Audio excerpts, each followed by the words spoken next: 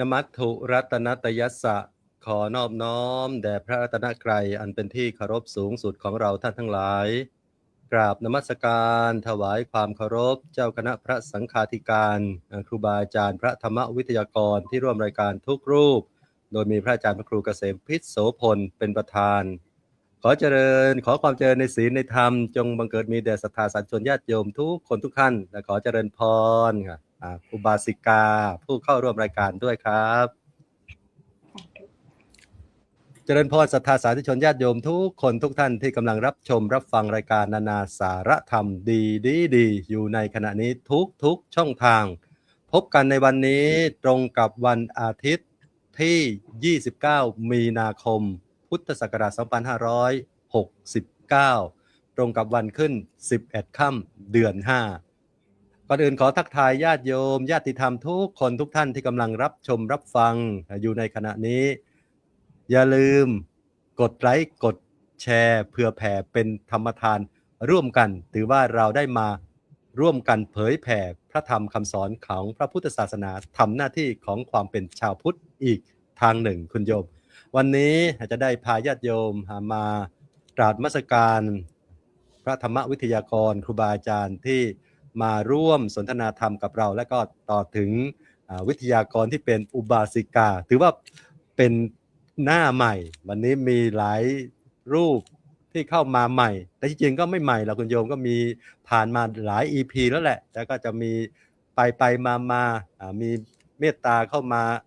สนทนาธรรมกับเราถือว่าเป็นโอกาสดีคุณโยมรูปแรกจะได้พาญาติโยมมาสนทนามากราบนมัสการครูบาอาจารย์ตอนนี้มาแล้ว6รูป6ธรรมาสด้วยกันและอีก1อุบาสิกาผู้มาเผยแผ่ธรรมรูปแรกกราบนมัสการถวายความเคารพอาจารย์พระครูเกษมพิษโสพลผู้ช่วยเจ้าวาดวัดพิษโสภารามอำเภอเขมราชจังหวัดอุบลราชธานีกราบนมัสการด้วยความเคารพครับรูปที่2กราบนมัสการถวายความเคารพถวายการต้อนรับท่านพระอาจารย์พระมหาปริทัศน์วรกิจโจประเรียนธรรม9ประโยคด็อกเตอร์วัดศรีเอี่ยมกรุงเทพมหานครกราบนมัสการด้วยความเคารพครับรูปที่3ตามหน้าจอคุณโยมโอ้โหรูปนี้เราเคยพบท่านอยู่ครั้งเป็นคราวแล้วก็ห่างหายไปนานโยมบนคิดถึงอยู่ระลึกถึงอยู่ว่าหายไปไหนท่านอาจจะไปสอบเรียนธรรม9ประโยคแต่ว่าไม่รู้ผลเป็นยังไง กราบนมัสการถวายความเคารพครับอาจารย์พระมหาพีระพงศ์โรจนะธรรมเมธีเรียนธรรม8ประโยควัดปาตันกุมเมืองจังหวัดลำปางครับผมกราบนมัสการครับผมรูปต่อไปกราบนมัสการถวายความเคารพพระอาจารย์มหาภูมิธรรมภูมิปาโลประธานศูนย์ปฏิบัติธรรมดีประเทศอังกฤษตอนนี้ท่านพำนักพักอาศัยอยู่ที่วัดบำเพ็ญเหนือกรุงเทพมหานครกราบนมัสการครับผมเกือบลืมวัดพระอาจารย์มหาภูมิธรรมอยู่แล้วก็โยมนะรูปต่อไปกราบนมัสการถวายความเคารพพระอาจารย์มหาอุดมพรอุตมวโรเจ้าวาดวัดศรีสมนึกจังหวัดสุราษฎร์ธานีกราบนมัสการด้วยความเคารพครับและขอเจริญพรวิทยากรพิเศษคุณโยมนี่เป็น EP พิเศษจริงๆวันนี้มีทั้งวิทยากรที่เป็นอุบาสิกามาร่วมสนทนาธรรมกับเราขอเจริญพรคุณโยมจิ๊บจีรภาอีเวนต์จากเกาะไอออฟแมนเขตปกครองพิเศษนะเจริญพรท่านอยู่ประเทศไทยท่านก็เป็นคนชาวจังหวัดอุดรราชธานีเจริญพรต้อนรับนะคุณโยมจิ๊บนะเจ้าค่ะกราบนมัสการพระอาจารย์ทุกรูปด้วยเจ้าค่ะที่เมตตาให้เข้าร่วมในวันนี้เจ้าค่ะเจริญพรจ้ะแล้วก็กราบนมัสการถวายความเคารพครูบาอาจารย์ที่ยังไม่ได้เข้ามาแล้วก็ครูบาอาจารย์ที่ร่วมรายการกับนานาสารธรรมดีตลอดมาคืออาจารย์สรายุทธสิริสาโรตอนนี้ท่านยังไปปฏิบัติธรรมอยู่ที่วัดพิษโสภาราม พระอาจารย์มหาอาจารย์พระครูสุนทรธรรมนิเทศเนี่ยท่านก็ติดศาสนกิจท่านพระอาจารย์ไหนอีกอะพระอาจารย์มหาอิสดามาศท่านก็ติดศาสนกิจอาจารย์ พระธิการสุรชาติเนี่ยท่านก็ติดศาสนกิจคุณโยมถ้าท่านเสร็จศาสนกิจอาจจะเข้ามาหรืออย่างไรก็แล้วแต่เจริญพรญาติโยมอัตมาภาพพระครูสมุสมพรญาณวุฒโธผู้ช่วยเจ้าวาดวัดพระทองวัดพระผุดอำเภอถลางจังหวัดภูเก็ตขอโอกาสครูบาอาจารย์ทุกรูปจะได้ทำหน้าที่เป็นพิธีกรดำเนินรายการในวันนี้ได้ทำหน้าที่เป็นพิธีกรดำเนินรายการในวันนี้ได้ทำหน้าที่วันนี้เราท่านทั้งหลายจะมาฟังธรรมบรรยายในเรื่องของพุทธบริษัทยุคใหม่เข้าถึงวัดหรือยังเป็นจะเห็นได้ว่าเป็นสิ่งที่สำคัญอย่างหนึ่งเราจะได้รู้ว่าพุทธบริษัทคือใครแล้ว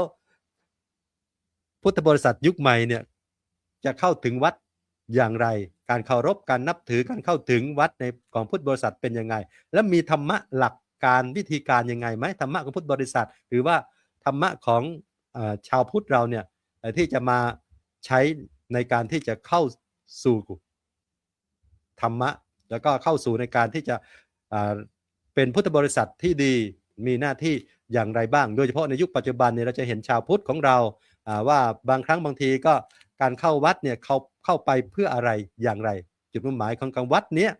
ครูบาอาจารย์จะไม่ชี้แจงแสดงว่าเป็นวัดแบบไหนอย่างไรอาจจะมีแบกแนวอาจจะมีเป็นอย่างไรเพราะนั้น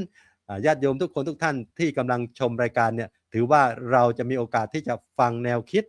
จากครูบาอาจารย์ที่เป็นธรรมวิทยากรในวันนี้มาสาธยายให้เราได้ฟังในวันนี้พระธรรมวิทยากรทั้ง6รูปแล้วก็อุบาสิกาอีกท่านหนึ่งก็จะมาชี้แจงแสดงในประเด็นต่างๆให้ญาติโยมได้ฟังรูปแรกจะได้กราบราธนาพระอาจารย์พระครูเกษมพิษโสพลขออภัยรูปแรกจะได้กราบราธนาพระอาจารย์มหาปริทัศน์วรกิจโจขออภัยประเรียนธรรม9ประโยคดร.วัดศรีเอี่ยมกรุงเทพมหานครได้เมตตาเป็นรูปเปิดประเด็นแล้วก็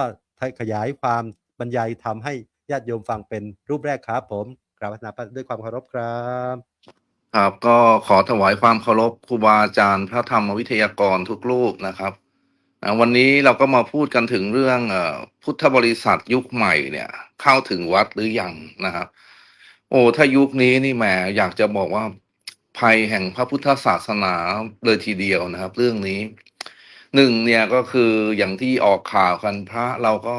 นะครับทำเสียหายบ้างอะไรบ้างนะครับแล้วเด็กรุ่นใหม่เนี่ยห่างจากวัดวาเยอะเลยนะครับโดยมากเนี่ยก็จะมีข้ออ้างไปเรื่อยนะครับไม่เข้าวัดเข้าวาอะไรอย่างเงี้ยนะครับทีนี้ แล้วปัจจุบันเนี่ยก็สังเกตเห็นดูนะครับว่าเวลาเรามีสื่ออะไรเนี่ยเดี๋ยวนี้จะห่างธรรมะเยอะแต่ก็ต้องเข้าใจนะครับตามยุคเนี่ยเพราะว่าถ้าคือผู้หลักผู้ใหญ่เนี่ยไม่ค่อยชอบให้เป็นการเทศตลกขบขันนะถ้าเราไปเน้นในเรื่องของการแสดงพระธรรมเทศนาแต่ทีนี้ถ้าลองไม่ ไม่ประยุกต์ให้เข้ากับไอ้พวกอะไรมีการ์ตูนเนี่ย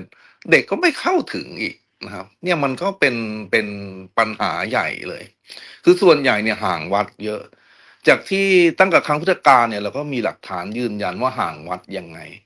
ห่างวัดเนี่ยต้องหมายถึงวัดที่ใจด้วยนะไม่ใช่ว่าเข้าวัดทุกวันนะแล้วใจไม่เข้าดีไม่ได้นะคืออย่างที่พระนนท์ทูลถามพระพุทธเจ้านะครับว่าคนตกนรกเนี่ยกับคนขึ้นสวรรค์เนี่ยมันต่างกันขนาดไหนพระองค์ก็ตัดเปรียบว่าระหว่างเขาโคกับขนโคนะเขาโคนี่คนขึ้นสวรรค์ขนโคนี่นะ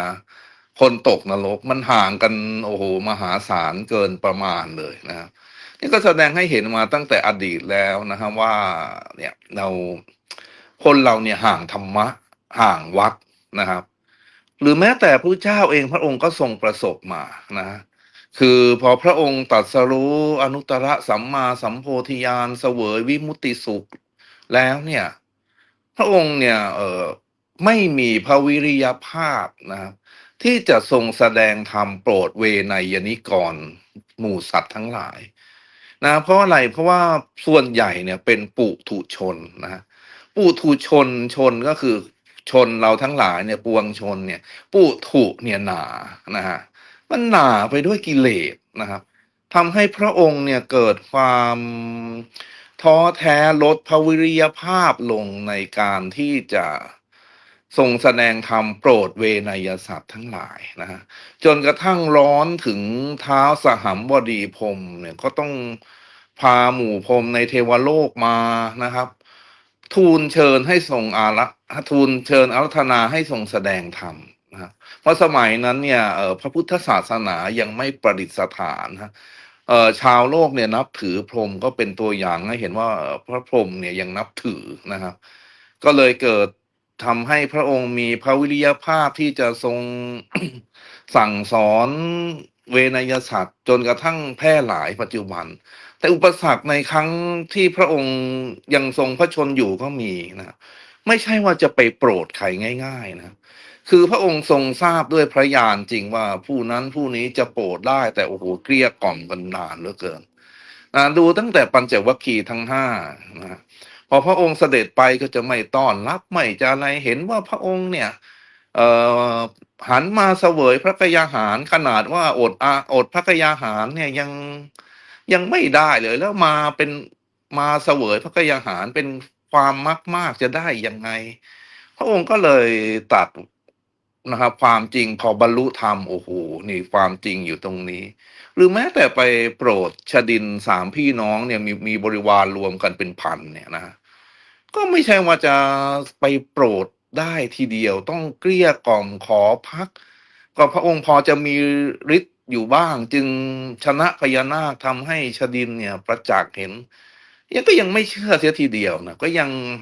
บอกว่าไม่เป็นความจริงพอพระองค์ทรงแสดงอาทิตตปริยายสูตรปุ๊บเนี่ย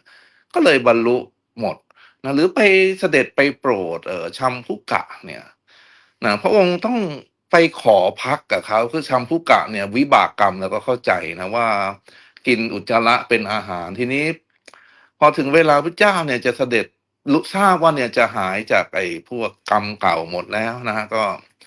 เสด็จไปบอกว่าชัมพุกะวันนี้ขอให้ท่านจงให้ที่พักแก่เราชัมพุกะบอกไม่มีที่ให้พัก นะเทวดาร้อนต้องบันดาลฝนให้ตกชะล้างนะพอพระองค์ทรงแสดงธรรมโปรดแล้วก็เนี่ยทำให้ชัมพุกะเนี่ยบรรลุผลไปนะฮะเนี่ยก็แสดงให้เห็นว่าอุปสรรคในการที่ทำให้คนเข้าถึงวัดนี่คือวัดในใจจริงๆเนี่ยมันมีมาตั้งแต่ครั้งพุทธกาลแล้วนะฮะก็แล้วยิ่งปัจจุบันเนี่ยก็ 2,500 กว่าปีมาเขาเรียกเป็นยุคอะไรยุค globalization นะฮะยุคโลกาภิวัตน์เนี่ยสังคมก้มหน้ามากกว่ามากกว่าอย่างอื่นเอาดูซีรีส์อะไรเนี่ยทำให้ห่างเหินพระศาสนาไปนะฮะพระศาสนาเราเนี่ยเป็นสิ่งที่ขัดเกลาไปห่างเหินกันบางทีว่างปุ๊บเป็นหยิบมือถือมาลักษณะนี้เนี่ยฮะคือเขาถึงได้บอกว่าบางทีเนี่ยเจริญทางวัตถุนะฮะ แต่ว่าทางจิตใจเนี่ยไม่เจริญตามแต่เราต้องเข้าใจว่าธรรมะของพระพุทธเจ้าเนี่ยไม่ว่าจะพระองค์จะเสด็จอุบัติไม่เสด็จอุบัติจะยุคไหนเนี่ยคงที่นะจนทำให้บางทีเนี่ยมนุษย์เราเนี่ยลืมนะฮะลืมในการที่จะปฏิบัติตัวเองให้พ้นทุกข์นะเหมือนอย่างพระปัจฉิมโอวาทเนี่ยที่พระองค์ตรัสนะฮะว่า หันททานิพิกขเวอามันแต่ยามิโววยธรรมมาสังขาราปมาเทนะสัมปาเทภาเนี่ยเพราะว่าตรัดว่าขอเตือนว่าสังขารทั้งหลายมีความเสื่อมไปเป็นธรรมดาขอให้พวกเธอจงบำเพ็ญกิจให้ถึงพร้อมด้วยความไม่ประมาทพระองค์ตรัสเตือนเนี่ยพวกเราเนี่ยนะประมาทกันอย่างมากนะฮะคือ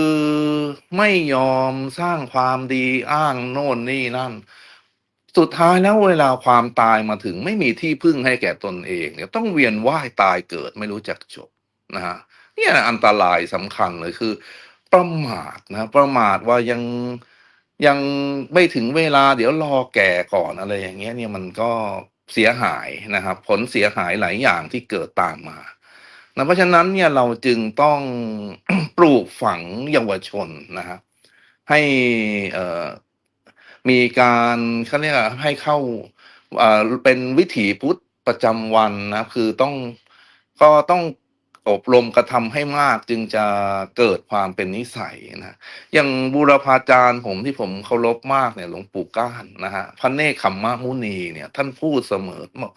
พามันมาเหอะเด็กเนี่ยให้มันมาเข้าวัดตั้งแต่เด็กมาเลยเล็กๆมาเลยนะฮะไปให้เข้าวัดตอนโตมันไม่มาหรอกมาเด็กๆเนี่ยมันปลูกฝังไปเรื่อยไปได้เห็นอะไรบ้างบางทีพระก็เอาขนมให้กินบ้างก็ชอบขึ้นมาอะไรก็ต้องใช้อมิตรล่ออะไรเงี้ยเดี๋ยวเดี๋ยวก็จะทำให้เด็กเนี่ยติดวัดไปเองนะถ้าลองไปให้ไปตอนโตเนี่ยยิ่งแล้วใหญ่เลยไปที่อื่นดีกว่านะคือประตูวัดเนี่ยเปิดตลอดนะฮะแต่คนไม่เข้าแล้วไม่เสียค่าผ่านประตูมาแต่โรงหนังแต่ดีโรงหนังมันหายไปเพราะว่าไอ้เทคโนโลยีก้มหน้ามันมาแทน โอ้โหสมัยก่อนนี่เสียค่าบัตรเข้าชมเท่านั้นเท่านี้โอ้โหคนแน่นไปหมดนะฮะนี่มันก็สื่อให้เห็นชัดว่าปัจจุบันเนี่ย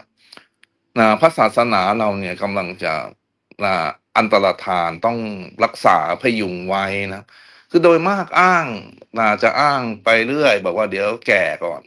ยังไม่แก่ไม่เข้าวัดที่ไหนได้ ยังไม่ทันแก่ตายเลยเสียแล้วเนี่ยมันก็มีนะครับ นี่คือประเด็นหลักเนี่ยที่เราต้องให้เด็กรุ่นใหม่เนี่ยทำยังไงให้เข้าวัดอาจจะตะล่อมไปเรื่อยๆหรืออะไรอย่างนี้นะครับ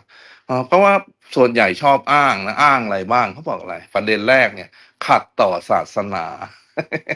นะฮะเวลาไม่มีเนี่ยสำคัญนะใช้หนี้ทุกฤดูรู้มากกว่าพระนะคอยจังหวะใกล้จะม้วยอันนี้ก็อย่างหนึ่งไอ้ประเภทอบายมุขมาเกี่ยวเนี่ยพระให้หวยไม่ถูกนะห่วงลูกห่วงหลานติดรายการโทรทัศน์ไปวัดแล้วกลัวจะเลี่ยไหลและประการสุดท้ายเนี่ยร้ายแรงคือไม่มีศรัทธานะครับ เนี่ยเขาบอกว่า10 อย่างที่สรรหามาอ้างเพื่อไม่ให้เข้าวัดเพราะฉะนั้นเนี่ยเราต้องปลูกฝังนะครับทำอยังไงเนี่ยให้เยาวชนเอาตั้งแต่เด็กเลยเนี่ยยิ่งดีนะครับเข้าวัดไปแล้วก็เห็นความปฏิบัติดีปฏิบัติชอบของพระสงฆ์เห็นความสงบเงียบนะครับแล้วก็เกิดความจันลงใจนะปฏิบัติคือวัดต้องวัดใจด้วยคือฝึกใจให้ใสสะอาดนะครับ ไม่ใช่เข้าไปวัดไปทำอะไรนู่นไปไปดูมหรสพเขาเรียกว่าไม่เป็นทัศนานุตริยะนะครับถ้าอย่างนั้นนะคือทัศนานุตริยะเราต้องไปเห็นสมณะผู้ปฏิบัติดีปฏิบัติชอบนะในมงคลสูตรประโยค4เนี่ยกล่าวไว้นะครับ อันนี้ก็คือเป็นผมขอเปิดการเสวนาคร่าวๆนะครับ ก็คือเดี๋ยวจะได้สดับตรับฟังจากพระธรรมวิทยากรผู้ชำนาญการรูปอื่นต่อไปนะก็แต่ผมต้องขอออกตัวไว้ก่อนบอกว่า ช่วงนี้มันงานโน่นนี่นั่นไปเรื่อยเลยติดหนี้กรอนเขาอยู่ ยังยังชดใช้ไม่หมดบอกงี้นะครับ แล้วก็เลยทำให้ไม่ได้มาเสวนาเสียหลายครั้งนะครับ แล้วก็เนื่องจากตอนนี้มีอบรมซ่อมอยู่ก็ได้ช่วยดูบ้างอะไรบ้างนะครับ ก็เลยเรียกว่าธุระชนะคนนะไม่ใช่คนชนะธุระเพราะฉะนั้นต้องหาเวลาปฏิบัติให้ได้นะครับ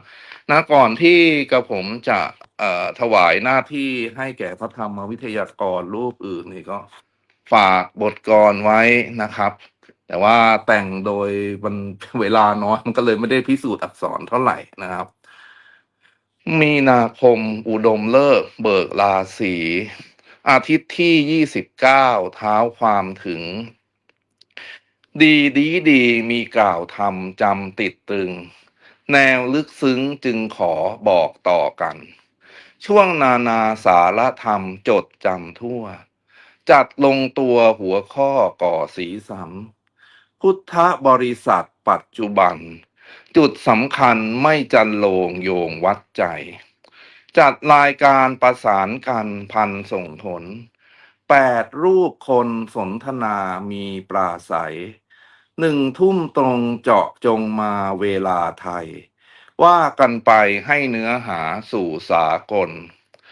วัดพิษโสภารามตามมุ่งหมาย จุดประกายสายบาลีมีฝึกฝน พระครูเกษมพิชโสพล จากอุบลน่าสนใจกล่าวให้ฟัง พระครูสุนทรธรรมนิเทศ สุดขอบเขตประเทศไทยในแผนผัง จบด็อกเตอร์100%เป็นกำลัง จุดที่ตั้งดังพิเศษเขตสตูล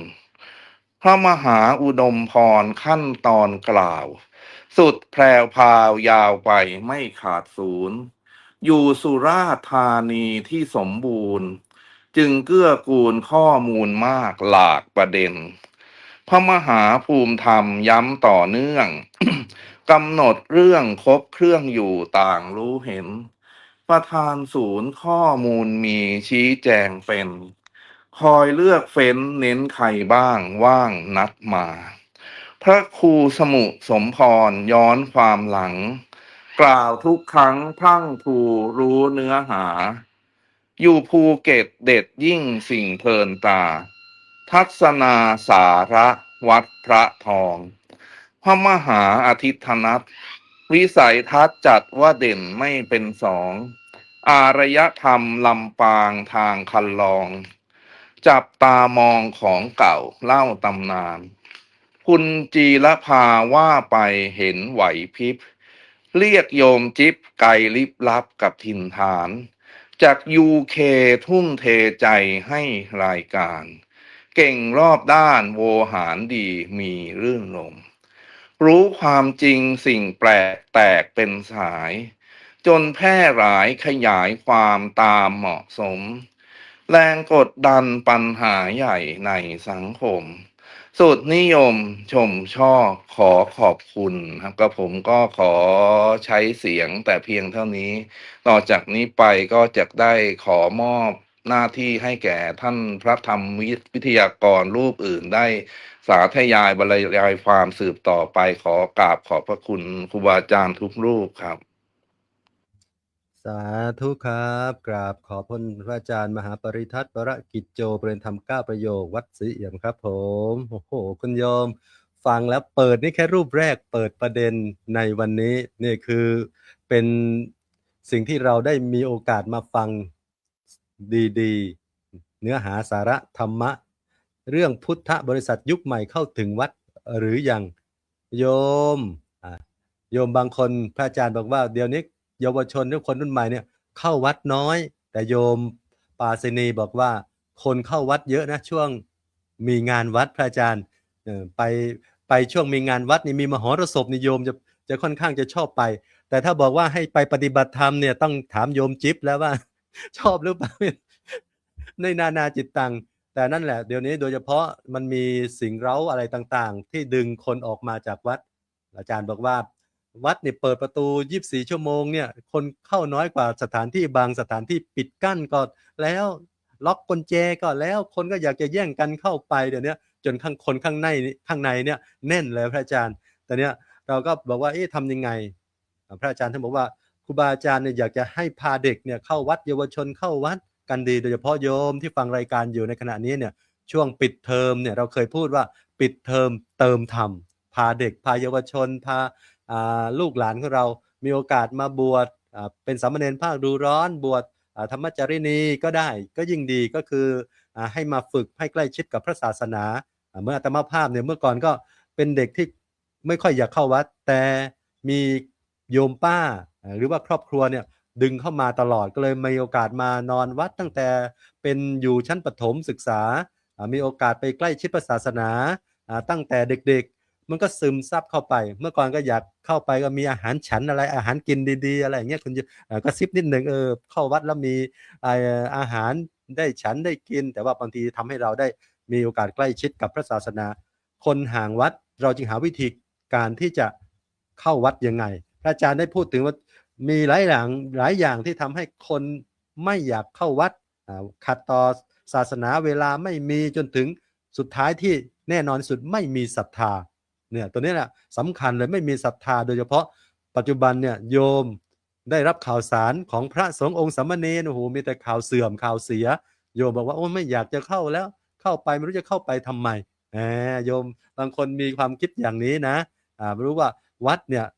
เข้าไปแล้วได้อะไรจากวัดนั้นสิ่งที่สำคัญวัดเข้าไปแล้วขอให้เป็นวัดในจิตในใจ ของเราด้วยอยู่ที่ไหนทำใจของเราให้เป็นวัดตัวไม่ได้เข้าแต่ว่าใจของเราก็อยู่มีวัดของเราต่อไปและสิ่งที่สำคัญเนี่ยพระอาจารย์เนี่ยได้เน้นย้ำทำความเข้าใจให้ญาติโยมที่มาฟังรายการของเราเนี่ยได้ทราบถึงว่าเรื่องเหล่านี้เนี่ยเป็นสิ่งที่เราทุกคนเนี่ยชาวพุทธบริษัททุกคนทุกท่านเนี่ยต้องมาช่วยกันที่จะน้อมนำสิ่งเหล่านี้ที่จะนำธรรมะหรือว่าหลักปฏิบัติมาใช้ในชีวิตประจำวันของเราให้ได้โดยเฉพาะการที่เราจะเป็นศาสนาพุทธบริษัทที่ดีเราจะต้องมีวิธีในการประพฤติปฏิบัติกันอย่างไรสุดท้ายตบท้ายด้วยบทกลอนที่พระอาจารย์เนี่ยถือว่าเป็นสิ่งที่ท่านถนัดและก็บทกวีที่แต่งแต่ละครั้งมาแต่ละทีเนี่ยไพเราะสนอน่าฟังพระอาจารย์ถือว่าเป็นโอกาสดีที่ได้ฟังครูบาอาจารย์อีกครั้งหนึ่งกราบขอบคุณพระอาจารย์มหาปริทัศน์อีกครั้งหนึ่งครับผมถ้าอาจารย์มีศาสนกิจพระอาจารย์ก็สามารถที่จะไปทำศาสนกิจได้นะครับพระอาจารย์ด้วยความเคารพครับรูปต่อไปจะได้มาฟังพระอาจารย์ผู้เป็นรูปที่ตั้งหัวข้อเรื่องสนทนาธรรมในวันนี้คือว่ากระทู้ธรรมในคำของคืนนี้คุณโยมปกติท่านไม่ค่อยได้ตั้งกระทู้ธรรมแต่ท่านมีไอเดียหรือว่าความคิดยังไงวันนี้อยากจะตั้งกระทู้ในวันนี้ขึ้นมาวันนี้ก็ได้กราบอาราธนาพระอาจารย์พระครูเกษมพิษโสพลผู้ช่วยเจ้าอาวาสพิษโสภารามได้มาสนทนาธรรมให้ญาติโยมได้ฟังครับผมขอความนอบน้อมแด่พระรัตนตรัยขอถวายความเคารพพระเทรานุเทระทุกรูปขอความสุขความเจริญในธรรมจงมีแก่ญาติโยมสาธุชนคนใจบุญทุกท่านพิเศษมื้อนี้ก็เจริญพรอุบาสิกาไม่ออกผู้ที่มาร่วมสนทนาธรรมนี่ถือว่ามาเป็นกำลังใจในงานเผยแผ่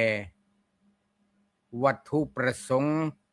หลักของพระพุทธศาสนาต้องอาศัยพุทธบริษัท4ซอยกันเผยแผ่มื้อนี้ถือว่าอาจารย์มหาภูมิธรรมเพิ่น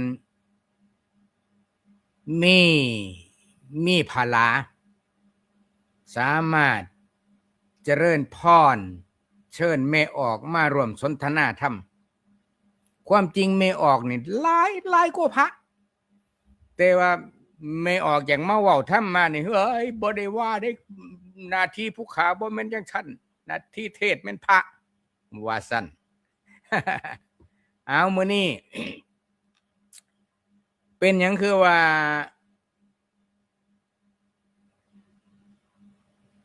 พุทธศาสนาหรือว่าเป็นคำถามเป็นกระทู้คำถามว่าคุณเข้าถึงวัดหรือยังวัดในที่นี่มีอยู่5ประเภทเบิดโลกมนุษย์นี่มีอยู่5ประเภท1วัตถุสิเว้าสั้นๆนะเพราะว่าจบจากนี้แล้วสิไปเข้ารายการหลักในสถานีวิทยุ วัดแรกในพุทธศาสนาคือวัตถุหมายถึงโบสถ์วิหารเจดีย์เสนาสนะแล้วก็พุทธบริษัท4เฮานี่ล่ะก็โจมตีกันไปโจมตีกันมาท่านผู้ดิษฐ์นี่อยู่วัดรูปเดียวสร้างวัดทำไมใหญ่โตไม่เห็นจำเป็นอะไรเลยเอาเงินไปจมอยู่ที่นั่นผิดหลักเศรษฐศาสตร์เศรษฐกิจก็ว่าไปเพราะบ่ศรัทธาที่แน่ๆผู้เว้าคือบ่เคยบริจาคแม้แต่แอะเดียวเลยฉลึงนึงก็บ่เคยถวายอย่าลืมนะโยมว่า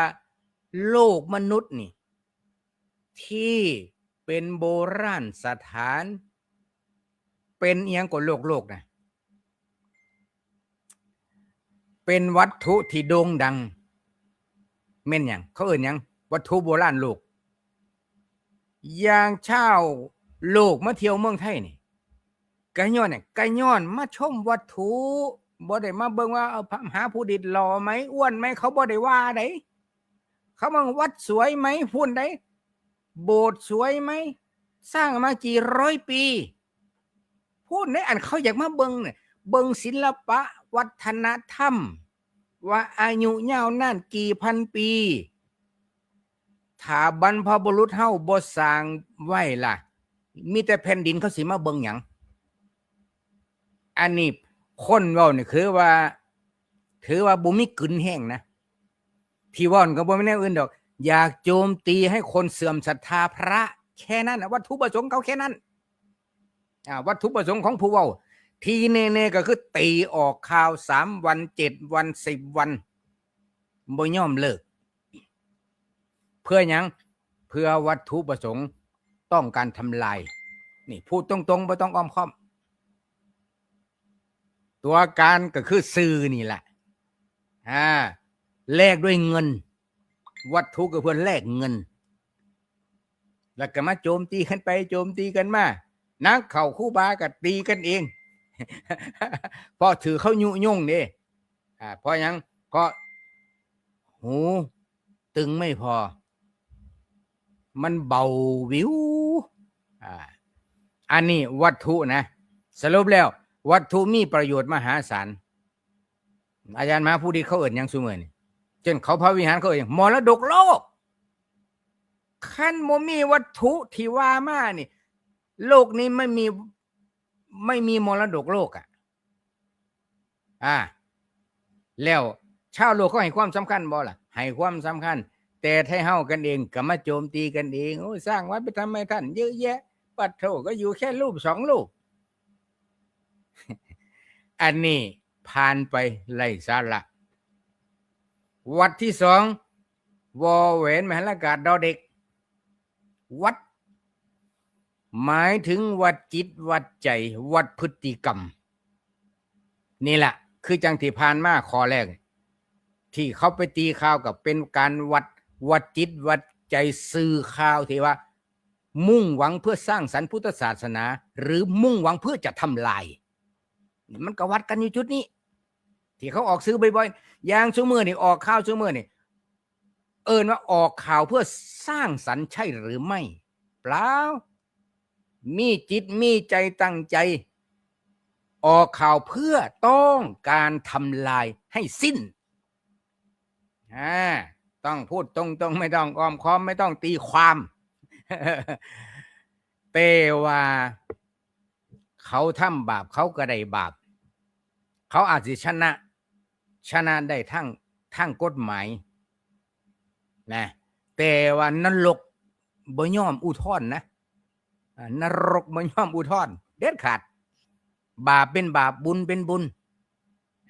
อันนี้วัดดอเด็กเป็นการวัดจิตวัดใจญาติโยมผู้ที่ไปวัดก็เป็นการไปวัดจิตวัดใจพระอยู่ในวัดก็เป็นการวัดจิตวัดใจใจลึกตื่นหนาบางเพิ่นเปรียบเสมือนกับสายบัวอยู่วัดก็จริงอยู่อาจจะบ่มีศรัทธาก็ได้หรืออาจจะปลอมแปลงบรรพชาอุปสมบทเข้ามาถูกต้องก็จริงแต่ว่ามุ่งหวังวัตถุประสงค์เพื่อทำลายก็น่าจะมีภาษาคนเขาเอ่ยว่าปลอมบวชแต่ความจริงกับบวชอีหลีนั่นละแต่ว่าจิตใจนี่มันคิดต่ำแล้วก็ทำต่ำมุ่งหวังต่ำก็คือนรกอเวจีวัดตัวที่3คือวัตตะวอแหวนมหากาศตอปตักสระอะอันนี้หมายถึงวัตตะวนในการเวียนว่ายตายเกิดมันในมหันตภพสงสารเจอภพเจอสุขเจอทุกข์สเปะสปะเลี่ยลาดไปเรื่อยๆตามบุญญาธิการของแต่ละท่านแต่ละคนอันนี้คือวัฏสงสารถ้าหากว่าเฮายังเฮ็ดอยู่คือที่กล่าวมา2ข้อก็สิเป็นวนเวียนในวัฏสงสารอยู่นี่แหละผู้เฮ็ดบาปก็ได้บาปจริงคุณรวยจริงคุณได้เงินเยอะจริงแต่บาปนี่มันเป็นน้ำถ้ำเด้ช่วงตักตวงด้วยวัตถุบ่ได้บุญนี่บุญบาปนี่ชั่งน้ำหนักด้วยวัตถุสิ่งของชั่งน้ำหนักชั่งไม่ได้บ่มีเครื่องมือตวงบาปบุญเพราะฉะนั้นคนบ่เชื่อก็ มุ่งหวังทำบาปเพื่อให้ได้เงิน เพื่อให้ได้รวยและรวยจนบ่มีหยังสิเก็บจนได้มาขอโทษประชาชนพุ่นล่ะวัดตัวที่ 4 วัดตระวอแหวนมหลากาต่อเต่ารอเรือวัดอันนี้หมายถึงว่ากิจวัตรประจำวันรายการนานาสารธรรมดีนี่ก็มาทำวัดทำกิจวัตรประจำวันทุกวันอาทิตย์วันจันทร์เป็นต้นก็เพื่ออย่างเพื่อว่าสิได้ให้ธรรมะเป็นทานให้กับพุทธบริษัท4ผู้ที่มีดวงตาอันฟ้าฟ่างน้อยคือมีปัญญาเพราะว่ารายการนาสารธรรมดีนี่บ่ได้มาบรรยายธรรมปะเล่าปะล่มเอาจิตเอาใจโยมแต่ปะเล่าปะล่มเพื่ออยากให้โยมเกิดปัญญาเพื่อให้ญาติโยมได้เข้าถึงธรรมได้เข้าถึงพุทธศาสนาให้เข้าถึงแก่นแท้พระพุทธศาสนาจังได้มาทำเป็นกิจวัตรประจำรายการนี่ก็ออกอากาศมานี่5 ปี6 ปีแล้วจากนั่งเว้าผู้เดียวตอนนี้เต็มหน้าจอก็แสดงว่ากิจวัตรนี่บ่ได้เคยคิดสิเลิกล่มนะก็เป็นว่าให้ญาติโยมเข้าใจว่าวัดอันนี้ก็คือขั้นเป็นแท้เฮาเจ้าข่อยธรรมดาก็รักษาศีลเป็นวัดมาถึงศีล5ศีล8ศีล10ศีล227แล้วแต่ความสามารถของไผที่จะรักษาได้มากได้น้อยขึ้นอยู่กับผู้ที่ใส่ใจในกิจวัตรวัดที่5คือวัฒนะหมายถึงว่าเฮาวิวัฒนาการให้ก้าวหน้าอย่างไรการนานาสารธรรมดีนี่จากความคิดผู้เดียวรูปเดียวนั่งเว้ารูปเดียวก็ยังบ่พอเมื่อไหร่จะได้มีเพื่อนมานั่งคุยโยมจะได้ฟังยุเห็นบ่โยมนี่เอิ้นว่าวิวัฒนาการน่ะเด้เขาแล้วมีวิชั่นมีโลกทัศน์กว้างบ่ได้หวังร่ำหวังรวยอีหยังหวังร่ำหวังรวยก็หวังร่ำหวังรวยได้บุญหลายๆได้บายลุ้นๆนี่แหละเมื่อก้าวมาจนว่าเฮามาเป็นสามารถแพ็คเป็นทีมได้อยู่คนละขั้วโลกโยมไม่ออก อาจารย์มหาภูมิถ้ำก็อยู่อังกฤษตอนนี้ติดใจข้าวเหนียวเลยบ่ทันกลับอังกฤษตอนนี้ อาตมาอยู่อุบลพระอาจารย์พระครูสมุทรสมพรอยู่ภูเก็ตพระอาจารย์มหาอุดมพรอยู่พูนสุราษฎร์ธานีพระอาจารย์มหาพีรพงษ์อันนี้บ่ทันฮู้จักว่าเพิ่นอยู่จังหวัดใด อยู่เหนือเนาะลำปางครับผมลำปางลำปางครับผมโอ้สาธุอยู่ลำปางเคยไปบ่ล่ะลำปางน่ะไปขี่ฮอดรถมาครับแม่นบ่ เอาวัดที่5นี่แหละญาติโยมสาธุชนทั้งหลายพุทธศาสนิกชนเฮาตกต่ำก็ตกต่ำอันนี้ล่ะเพราะหยังเพราะไม่วิวัฒนาการที่จะสร้างสรรค์พัฒนาพุทธศาสนามีแต่จ้องทำลายเรื่องจ้องทำลายเอาโด่งดังทั้งปีแต่เรื่องพระพัฒนาจริงๆจังๆช่วยเหลือชาวบ้านช่วยเหลือสังคมมันหน้าที่ของพระหรือเปล่าท่านแล้วจะให้ทำยังไงมันนี่เขาเรียกว่าขาดวิวัฒนาการสมองนี่ขาดวิสัยทัศน์จิตใจคับแคบนี่เขาเรียกว่าคนมิจฉาทิฏฐิดีแต่ใช้ปากเป็นหอกแต่ว่าบ่สร้างสรรค์นะแต่ที่อาตมาคืออาตมาเว้านี่เป็นหยังคือใส่อารมณ์ ธรรมดาปรุงอาหารมันต้องมีชูรส มันต้องมีแป้งนัวมันต้องมีผักมันต้องมีพริกสดมันต้องมีกระเทียมสดเป็นกรีบสันตัวเพราะฉะนั้นการวิวัฒนาการเรียกว่าการ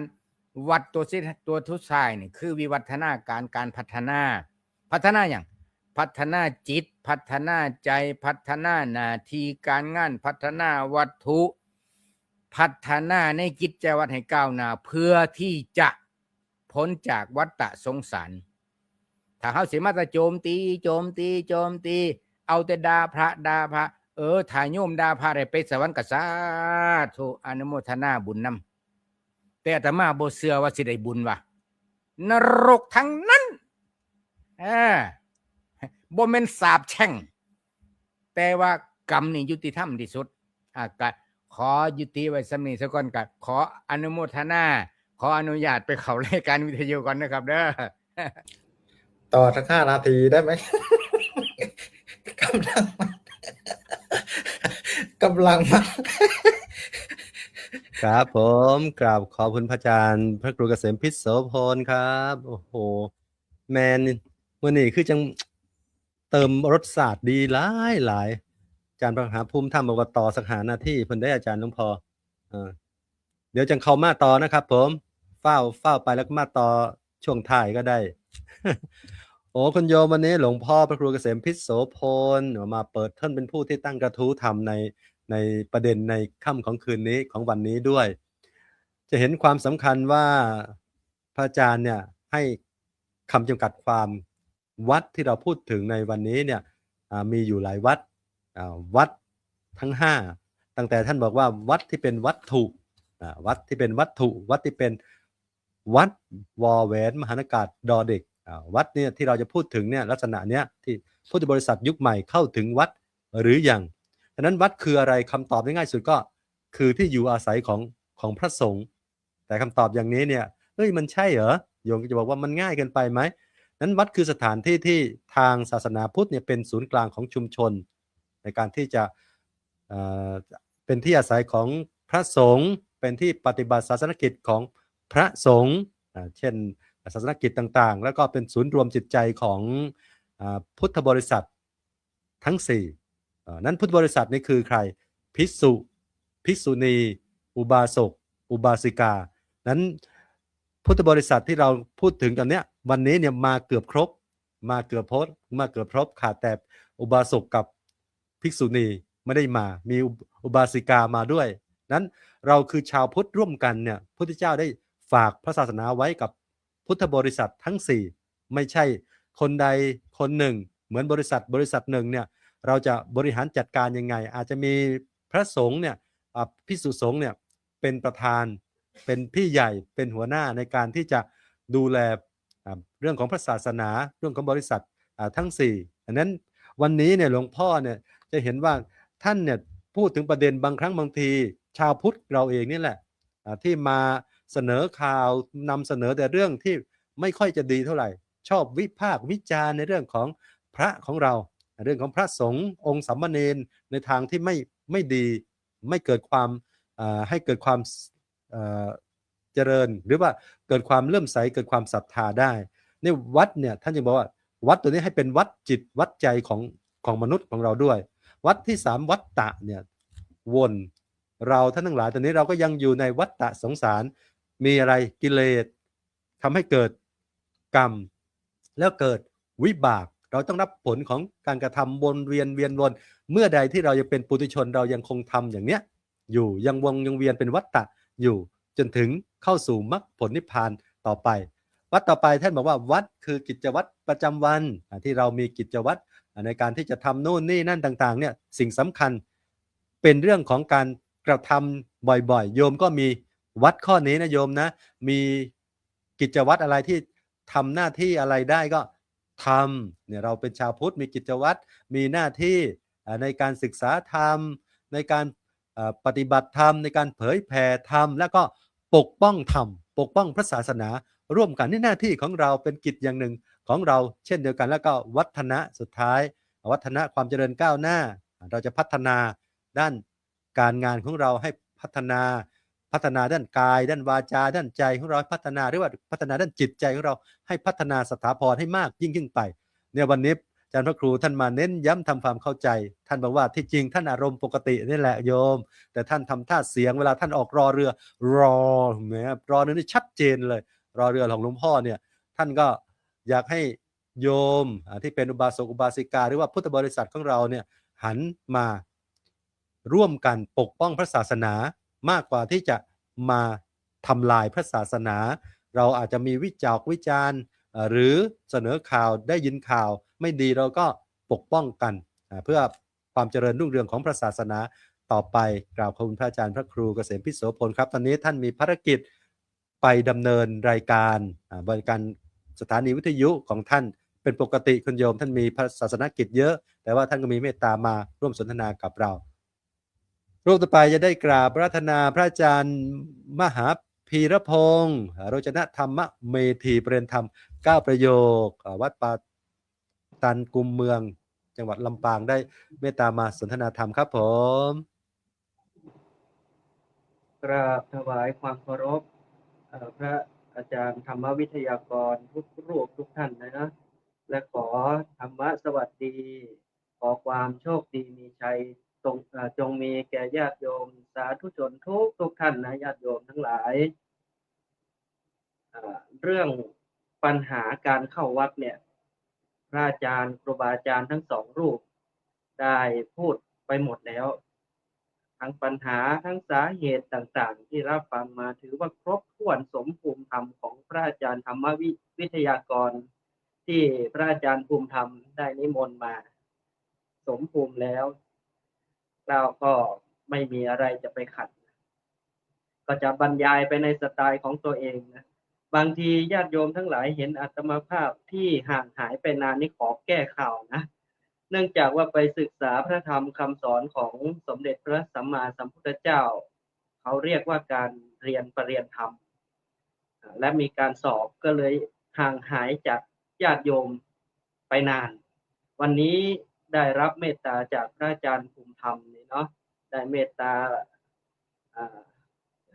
สหธรรมิกตัวเล็กๆน้อยๆนะได้เชิญมาออกรายการก็ก่อนอื่นก็ขอทำความเข้าใจกันก่อนเนาะเรื่องธรรมะของพระพุทธเจ้าเป็นการเกริ่นก่อนธรรมะของพระพุทธเจ้านั้นสามารถที่จะแบ่งเป็นหมวดหมู่ใหญ่ๆเนี่ยได้3หมวดหมู่ที่เราฟังคุ้นหูกันว่าพระไตรปิฎกพระไตรปิฎกประกอบด้วยอะไรบ้าง1พระสุตตันตปิฎก2พระวินัยปิฎกและ3พระอภิธรรมปิฎกโดยพระวินัยปิฎกนั้นคือกฎระเบียบข้อบังคับต่างๆของพระภิกษุสามเณรอุบาสกอุบาสิกาภิกษุภิกษุณีจะอยู่ในพระวินัยปิฎกมีอยู่ 21,000 พระธรรมขันธ์ส่วนพระสุตตันตปิฎกเป็นพระสูตรและธรรมเทศนารวมพระธรรมเทศนาที่พระพุทธองค์ไปตรัสสอนบุคคลนั้นคนนี้ไว้มีอยู่ 21,000 พระธรรมขันธ์เหมือนกันและปิฎกสุดท้ายคือพระอภิธรรมปิฎกอันนี้เป็นปรัชญาล้วนๆเป็นธรรมะล้วนๆมีอยู่ 42,000 พระธรรมขันธ์รวมกันแล้วมี 84,000 พระธรรมขันธ์และญาติโยมทั้งหลายถามว่าทำไมถึงจัดหมวดหมู่พระธรรมเทศนาไว้เยอะถึงขนาดนี้นะที่จัดไว้เยอะขนาดนี้ก็เพื่อว่าให้ถูกกับบุคคลแต่ละประเภทให้ตรงจริตกับบุคคลแต่ละประเภทนะครับหรือภาษาสมัยใหม่เขาเรียกว่าให้ตรงกับไลฟ์สไตล์การใช้ชีวิตของแต่ละบุคคลจัดไว้เป็นลำดับยังไงคือคนที่ชอบนิทานบวกธรรมะเป็นธรรมะเบาๆธรรมะฟังสบายก็ฟังพระสุตตันตปิฎกบุคคลที่มีหัวทางด้านกฎหมายชอบฟังกฎฟังระเบียบต่างๆก็ฟังพระวินัยปิฎก ส่วนบุคคลที่มีหัวเป็นนักปรัชญาต้องการจะฟังธรรมะล้วนๆธรรมะชั้นสูงก็ฟังพระอภิธรรมปิฎกอันนี้เป็นการทำความเข้าใจเบื้องต้นกันนะญาติโยมทั้งหลายฉะนั้นแล้วอาตมาภาพจึงจะยังไม่เฉลยว่าพุทธบริษัทยุคใหม่เนี่ยเข้าถึงวัดกันหรือยังแต่อยากให้ญาติโยมทั้งหลายเนี่ยลองฟังและพิจารณาไปพร้อมๆกันนะว่าเราเนี่ยเข้าถึงวัดกันหรือยังที่อาตมาภาพใช้คำว่าเราเพราะอะไรญาติโยมทั้งหลายพอจะรู้ไหมคำว่าเราที่อาตมาภาพใช้เนี่ยก็เพราะว่าพุทธบริษัทสี่หมายถึงภิกษุภิกษุณีอุบาสกและอุบาสิกาหมายถึงทั้งตัวอาตมาภาพเองคณะครูบาอาจารย์พระธรรมวิทยากรภิกษุสามเณรทุกรูปและญาติโยมทั้งผู้หญิงทั้งผู้ชายทั้งหมดเนี่ยรวมเรียกว่าพุทธบริษัทสี่ดังที่พระอาจารย์สมุสมพรท่านเกริ่นไปเมื่อกี้อันนี้คือพุทธบริษัทสี่ในหัวข้อที่เรากำลังเสวนากันในวันนี้เพราะฉะนั้นแล้วพุทธบริษัทสี่ดังที่พระอาจารย์สมพรท่านบอกว่าพระพุทธองค์ฝากพระศาสนาไว้กับพุทธบริษัทสี่ไม่ได้ฝากไว้กับบุคคลคนใดคนหนึ่งเพราะฉะนั้นแล้วพุทธบริษัทสี่เนี่ยเปรียบเสมือนฟันเฟืองนะญาติโยมทั้งหลายฟันเฟืองที่ขับเคลื่อนพระพุทธศาสนาไปพร้อมๆกันดังคำกลอนที่ว่าวัดจะดีมีหลักฐานเพราะบ้านช่วยบ้านจะสวยเพราะมีวัดดัดนิสัยบ้านกับวัดผัดกันช่วยอำนวยชัยถ้าขัดกันก็บรรลัยทั้งสองทางนี่จึงแสดงให้เห็นว่าพุทธบริษัทสี่คือหนึ่งในฟันเฟืองที่สำคัญในการดำรงพระพุทธศาสนาฉะนั้นแล้วเมื่อญาติโยมที่ได้เข้ามาฟังกันในวันนี้รู้ถึงความหมายของพุทธบริษัทสี่กันแล้วต่อไปเรามาวิเคราะห์เสวนากันในคำว่ายุคใหม่ดีกว่ายุคใหม่คืออะไรญาติโยมทั้งหลายเราจะรู้ได้อย่างไรว่ายุคใหม่เราต้องอาศัยอะไรเราจะรู้ว่าอันนี้เป็นยุคใหม่นะเราต้องอาศัยอะไรเมื่อเราจะรู้ได้ว่าสิ่งไหนเป็นสิ่งใหม่ก็ต้องมีสิ่งเก่าเข้ามาเปรียบเทียบถึงจะรู้ได้ว่าสิ่งนี้เป็นสิ่งใหม่สิ่งนี้เป็นสิ่งเก่าใช่ไหมญาติโยมทั้งหลายแล้วยุคเก่าคืออะไรล่ะยุคเก่าเนี่ยหมายถึงย้อนกลับไปเมื่อก่อนเป็นยังไงบ้างเอาเฉพาะเรื่องเดียวอาตมาภาพขอยกเรื่องเดียวคือเรื่องการสื่อสารยุคเก่าการสื่อสารจะรับจะส่งข่าวสารทำได้ลำบากจะไปมาหาสู่กันทีนี่ลำบากอยู่ไกลกันจะรับจะส่งข่าวสารทีนึงนี่ลำบากมากเอาแล้วยุคใหม่ล่ะเป็นยังไงโอ้โหยุคใหม่เป็นยังไงญาติโยมทั้งหลายยุคใหม่ยุคศิวิไลซ์จะเรียกอย่างนั้นก็ถูกเป็นยุคศิวิไลซ์เลยญาติโยมทั้งหลายจะรับจะส่งข้อมูลข่าวสารต่างๆก็ง่ายไปหมดสะดวกไปหมดจะไปมาหาสู่กันเดินทางสะดวกสบายกันไปหมดนี่ไงญาติโยมทั้งหลายเป็นข้อเปรียบเทียบระหว่างยุคเก่ากับยุคใหม่โชคดีนะที่อาตมาภาพเนี่ยเป็นคนกึ่งเก่ากึ่งใหม่ญาติโยมทั้งหลายกึ่งเก่ากึ่งใหม่ยังไงคือเป็นต้นเจนซีแต่เป็นท้ายปีเจน Y เป็นคนต้นเจนซีแต่ท้ายปีเจน Y จึงได้เห็นทั้งยุคเก่าและยุคใหม่ในปัจจุบันนี้จึงเขาเรียกว่าเป็นบุคคลคาบเกี่ยวระหว่างสองยุคนี้จึงพอจะมีความเข้าใจในด้านยุคเก่าและยุคใหม่และขอยกตัวอย่างสักเล็กน้อยเพื่อให้ญาติโยมทั้งหลายได้เห็นภาพรวมคือ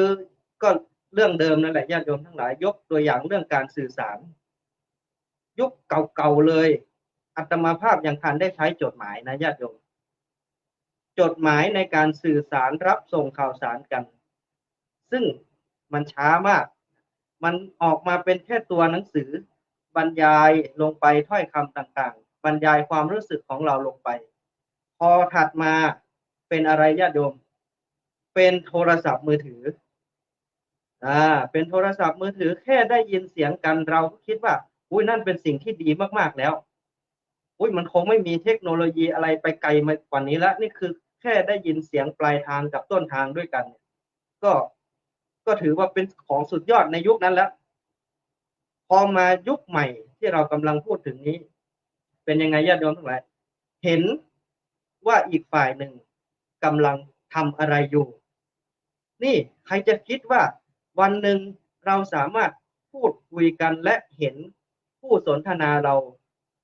ว่ากำลังทำอะไรอยู่อันนี้เขาเรียกว่ายุคใหม่ญาติโยมทั้งหลายเราจะไปรู้ได้ไงว่ายุคต่อไปข้างหน้าเนี่ยเราอาจจะออกมาจากโทรศัพท์เลยก็ได้เป็นไปได้ยังไงใช่ไหมญาติโยมทั้งหลายใครจะไปรู้ว่าเทคโนโลยีมันอาจจะก้าวไปไกลขนาดนั้นก็ได้เมื่อเรารู้แล้วว่าอะไรคือยุคใหม่แล้วคำถามต่อไปในหัวข้อวันนี้คือว่าเราเข้าถึงวัดในยุคใหม่กันแล้วหรือยังคำว่าญาติโยมทั้งหลายเนี่ยคำว่าวัดญาติโยมทั้งหลายวัดเนี่ยมีความเข้าใจกันว่าอย่างไรดังพระอาจารย์ท่านพระครูท่านก็บอกไปแล้วว่าวัดเนี่ยมี5อย่างใช่ไหมญาติโยมวัดที่เป็นวัตถุวัดที่เป็นทางด้านจิตใจและวัดอื่นๆอันนี้คือวัดนะแต่ในพระไตรปิฎกอาตมาขอเสริมหน่อยในพระไตรปิฎกคำว่าวัดใช้คำว่าอารามที่แปลว่าที่เป็นที่มายินดีญาติโยมพอจะเห็นภาพหรือยังสถานที่ใช้เป็นที่มายินดีเมื่อเราเข้าวัดแล้วเราจึงรู้สึกว่ามีความสงบมีความดีใจอิ่มเอิบใจนี่แหละเขาเรียกว่าวัดแล้วจุดประสงค์ที่ญาติโยมทั้งหลายเข้าวัดอันนี้ครูบาอาจารย์ท่านพระครูและพระอาจารย์ปริทัศน์ท่านก็ได้พูดไว้หมดแล้วจุดประสงค์ของการเข้าวัดอาตมาภาพเนี่ยเลยรวบรวมออกมาเป็นความเข้าใจของอาตมาภาพที่ได้ฟังเมื่อกี้เราเข้าวัดเพื่อจุดประสงค์อะไร1เข้าไปเพราะอยากทำบุญไหว้พระ2เข้าไปเพราะอยากชำระจิตใจ3เข้าไปเพราะเลื่อมใสฟังธรรม4เข้าไปเพื่อน้อมนำกุศลและ5เข้าไปเพื่อหวังผลพระนิพพานอันนี้สรุปจากครูบาอาจารย์ที่ท่านพูดไว้เมื่อกี้เมื่อเราทราบถึงวัตถุประสงค์ของการเข้าวัดของแต่ละบุคคลกันแล้วว่าจุดประสงค์ของการเข้าวัดเนี่ยเราเข้าไปทำอะไรแล้วเราต้องมาย้อนดูว่าพุทธบริษัทคนดีสาวกของพระชินสีห์สัมมาสัมพุทธเจ้านั้นได้ปรับตัวต่อยุคใหม่ยุคศรีวิไลนี้อย่างไรให้ทันต่อยุคในบริบทของตัวอาตมาภาพเองและคณะครูบาอาจารย์พระธรรมวิทยากรทุกรูปทุกท่านรวมไปถึงพระภิกษุสามเณรทุกรูปทุกท่านถือว่าเป็นผู้ได้ร่ำเรียนพระธรรมคำสอนขององค์สมเด็จพระพุทธเจ้ากันมาแล้วเพื่ออะไรญาติโยมก็เพื่อจุดประสงค์สำคัญคือการนำเอาธรรมะเอาคำสอนของพระพุทธเจ้าเนี่ยไปเผยแผ่ให้ญาติโยมทั้งหลายเนี่ยได้ทราบกันและนำไปปรับใช้ให้เข้ากับไลฟ์สไตล์ของตนคือเป็นหน้าที่หลักของพระภิกษุสามเณรอยู่แล้วสิ่งที่พระภิกษุสามเณรกำลังทำกันในวันนี้คือการช่วยกันสร้างวัดในอากาศเอาเวอร์แล้วญาติโยมทั้งหลายฟังมาถึงตอนนี้เอาไปกันใหญ่แล้วสร้างวัดในอากาศซะแล้วไม่ใช่นะญาติโยมทั้งหลายฟังกันก่อนนะคำว่าสร้างวัดในอากาศหมายถึงว่าพระภิกษุสามเณรของเราเนี่ยกำลังนำเอาพระธรรมคำสอนของพระพุทธเจ้าขึ้นไปไว้บนแพลตฟอร์มอินเทอร์เน็ตช่วยกันสร้างวัดในอากาศสร้างวัดในโครงข่ายอินเทอร์เน็ตนี่เป็นการปรับตัวของพุทธบริษัทในฐานะเป็นภิกษุสามเณร หนึ่งในพุทธบริษัทสี่คือตอนนี้พระภิกษุสามเณรมีการปรับตัวคือยกวัดขึ้นไปไว้ในอากาศยกวัดขึ้นไปไว้ในอากาศแล้ว มีการนำคติธรรมคำสอนต่างๆนะคติธรรมคำคมของพระพุทธเจ้ามาสอดแทรกกันไว้ขึ้นไปไว้บนแพลตฟอร์มอินเทอร์เน็ตต่างๆไม่ว่าจะ Facebook YouTube LINE ต่างๆตอนนี้พระภิกษุสามเณรได้ทำหน้าที่ยกวัดขึ้นไปให้ไว้ในอากาศเรียบร้อยแล้วแล้วสิ่งที่บริบทต่อมาก็คือโยมผู้หญิงโยมผู้ชายคืออุบาสกและอุบาสิกาที่ญาติโยมทั้งหลายได้เข้ามาฟังกันในวันนี้เขาเรียกกันว่าเข้าวัดแล้วหรือยังวัดมีอะไรบ้างญาติโยมทั้งหลายอย่างที่อาตมาภาพได้พูดวัตถุประสงค์ไปวัดมีพระธรรมคำสอนของพระพุทธเจ้าซึ่งตรงนี้ใช่หรือไม่วัดในอากาศญาติโยมทั้งหลายเข้ามาฟังกันในวันนี้ถือว่าเข้าวัดแล้วหรือยังญาติโยมทั้งหลายฟังมาถึงตรงนี้ก็น่าจะมีคำตอบในใจแล้วล่ะว่าคนยุคใหม่เข้าถึงวัดกันแล้วหรือยังเพราะฉะนั้นแล้วอาตมาภาพจึงบอกว่าให้ญาติโยมทั้งหลายลองฟังและพิจารณาไปพร้อมกันว่าวัดในยุคใหม่เนี่ยยุคศิวิไลย์ยุคโลกาภิวัตน์เนี่ยเป็นอย่างไรคือวัดในสถานที่ที่อยู่บนแพลตฟอร์มอินเทอร์เน็ตไม่ได้เป็นวัดของใครใดๆเลยญาติโยมทั้งหลายพระธรรมคำสอนของพระพุทธเจ้ามีตั้ง 84,000 พระธรรมขันธ์ก็เพื่อแต่ละบุคคลจะเลือกสรรคัดสรรกันมาฟังญาติโยมทั้งหลายเมื่อก่อนพระพุทธเจ้าก่อนจะแสดงธรรมดังที่อาจารย์พระมหาปริทัศน์ท่านพูดไว้ว่าจะต้องตรวจดูวิสัยก่อนที่จะแสดงธรรมก่อนว่าบุคคลนี้ควรใช้ธรรมะข้อนี้บุคคลนี้มีความทุกข์ใจเรื่องอันนี้ควรจะได้รับการเยียวยาการฟังธรรมะหัวข้อนี้แต่เดี๋ยวนี้คนที่จะรู้ใจญาติโยมทั้งหลายไม่ค่อยมีใช้คำว่าไม่ค่อยมีเพราะฉะนั้นแล้วตนเป็นที่พึ่งแห่งตนวัดยุคใหม่ญาติโยมทั้งหลายย่อมรู้ใจของตนเองดีว่าควรฟังธรรมะข้อไหนควรฟังธรรมะของพระภิกษุรูปใดวัดในอินเทอร์เน็ตเวลคัมแล้วญาติโยมทั้งหลายยินดีต้อนรับญาติโยมทั้งหลายเข้ามาฟังได้ชอบพระรูปไหนเสิร์ชได้เลยใน Google ใน YouTube ชอบลีลาการแสดงธรรมะของพระภิกษุสามเณรรูปไหนสามารถหาฟังได้หมดญาติโยมทั้งหลายบริบทของพระภิกษุสงฆ์ได้ทำหน้าที่สมบูรณ์แล้ว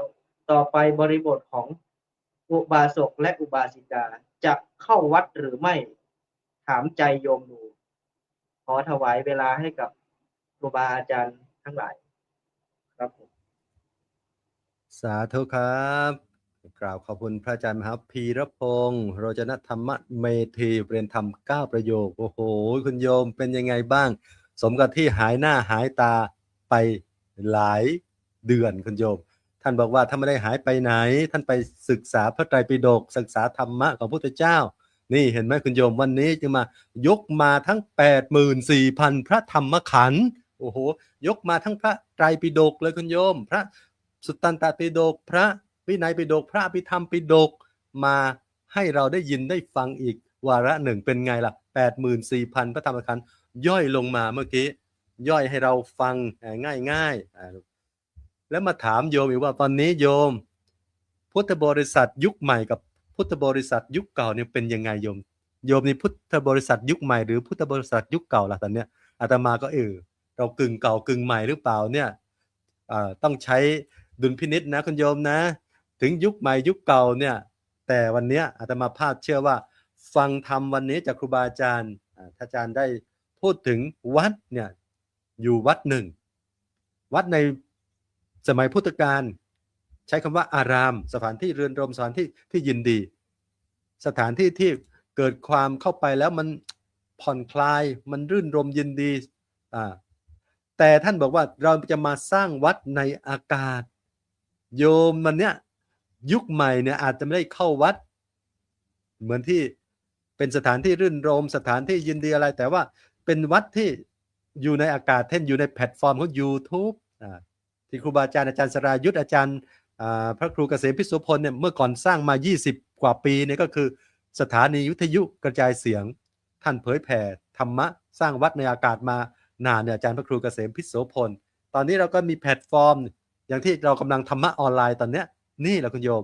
และโยมก็มาฟังกันมากเลยเนี่ยเดี๋ยวอาจารย์หมีภูจะบอกว่ามีใครบ้างเนี่ยโยมหลายคนหลายท่านเลยโดยเฉพาะโยมกอบกุลบัณฑิตเนี่ยท่านตอบมาได้ดีพระอาจารย์ที่ว่าวัดสมัยใหม่คือ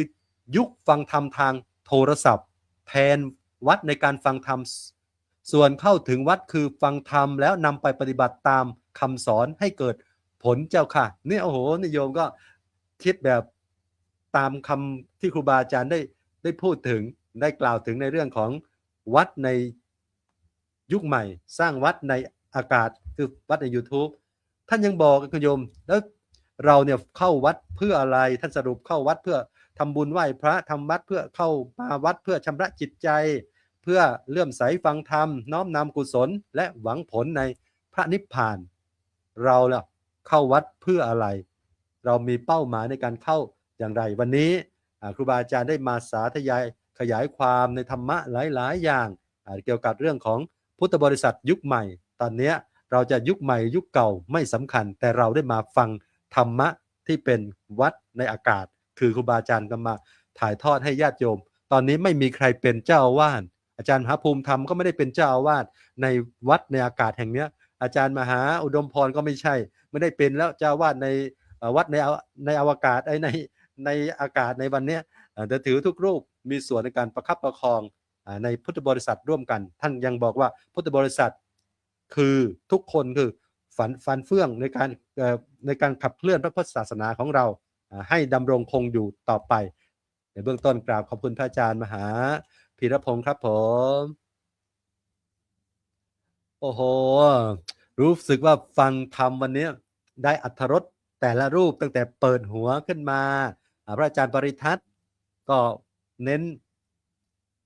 ในแง่ของสไตล์ของท่านอาจารย์มหาพีรพงศ์ก็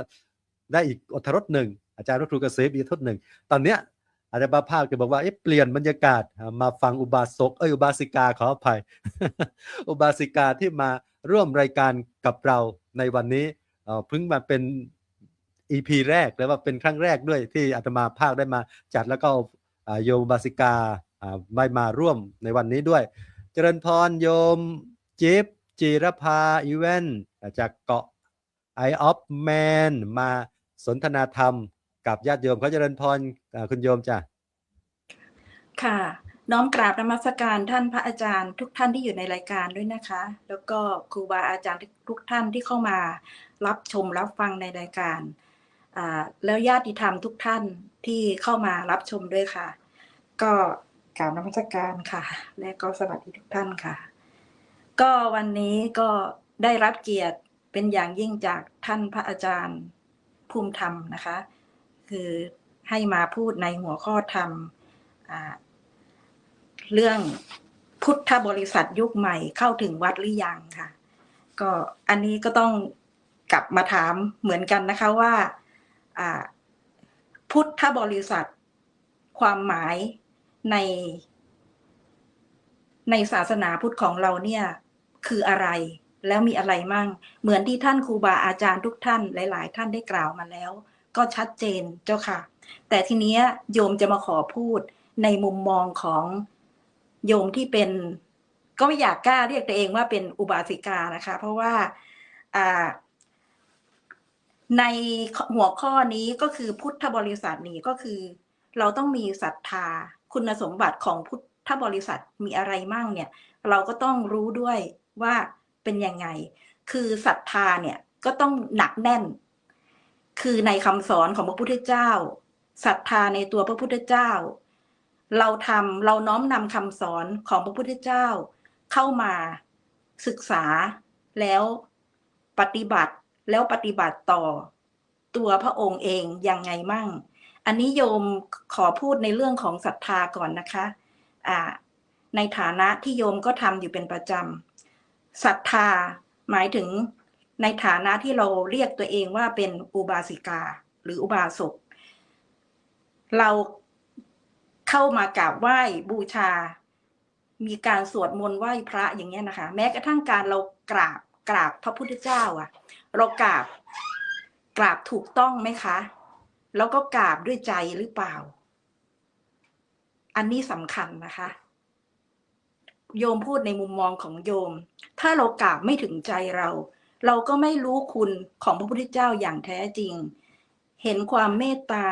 เห็นความอุตสาหะเห็นความเพียรของท่านอย่างแท้จริงแล้วเราจะกราบท่านด้วยศรัทธาจากใจเราจริงๆหรือเจ้าคะค่ะแล้วหัวข้อต่อไปก็คือศีลเราเรียกตัวเองว่าเป็นอุบาสกอุบาสิกาเรามีการเข้าไป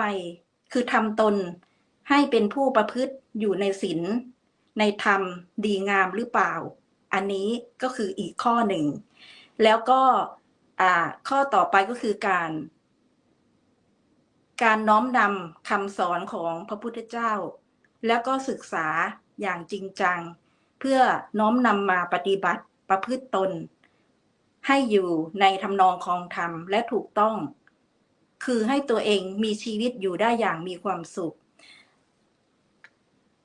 ต่อไปโยมก็จะขอพูดอันนี้คือหลักของเรื่องของคุณสมบัติของ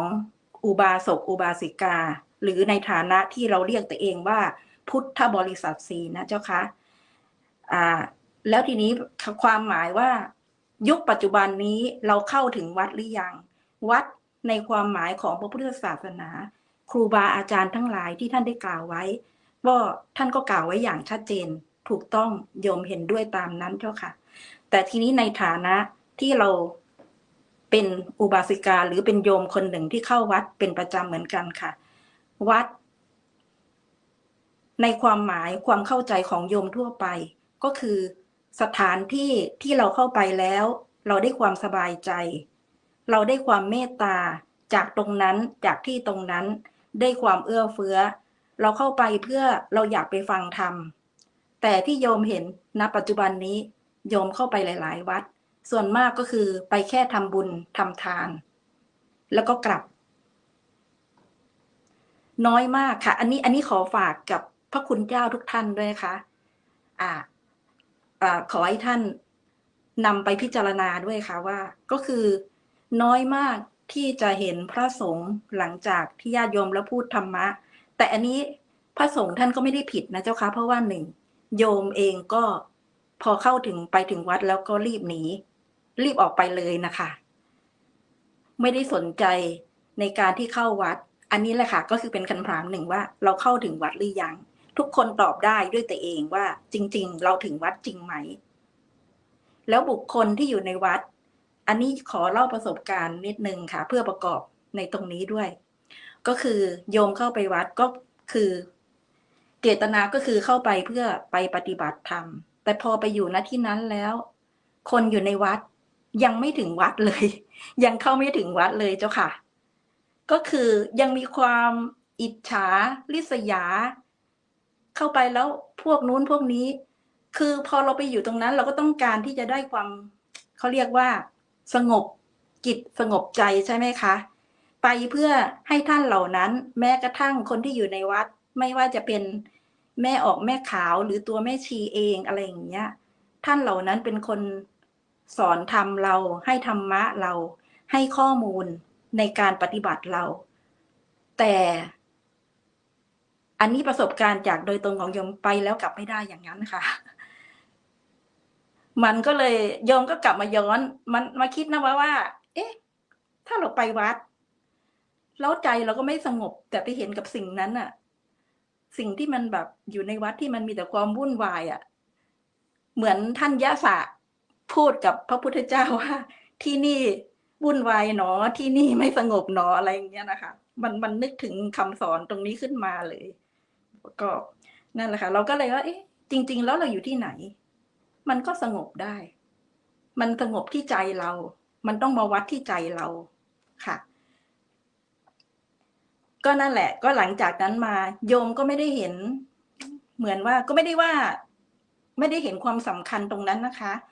คือหลายๆที่ก็อาจจะมีที่ดีโยมไม่ได้พูดว่าทุกที่หลายๆที่ก็คงจะดี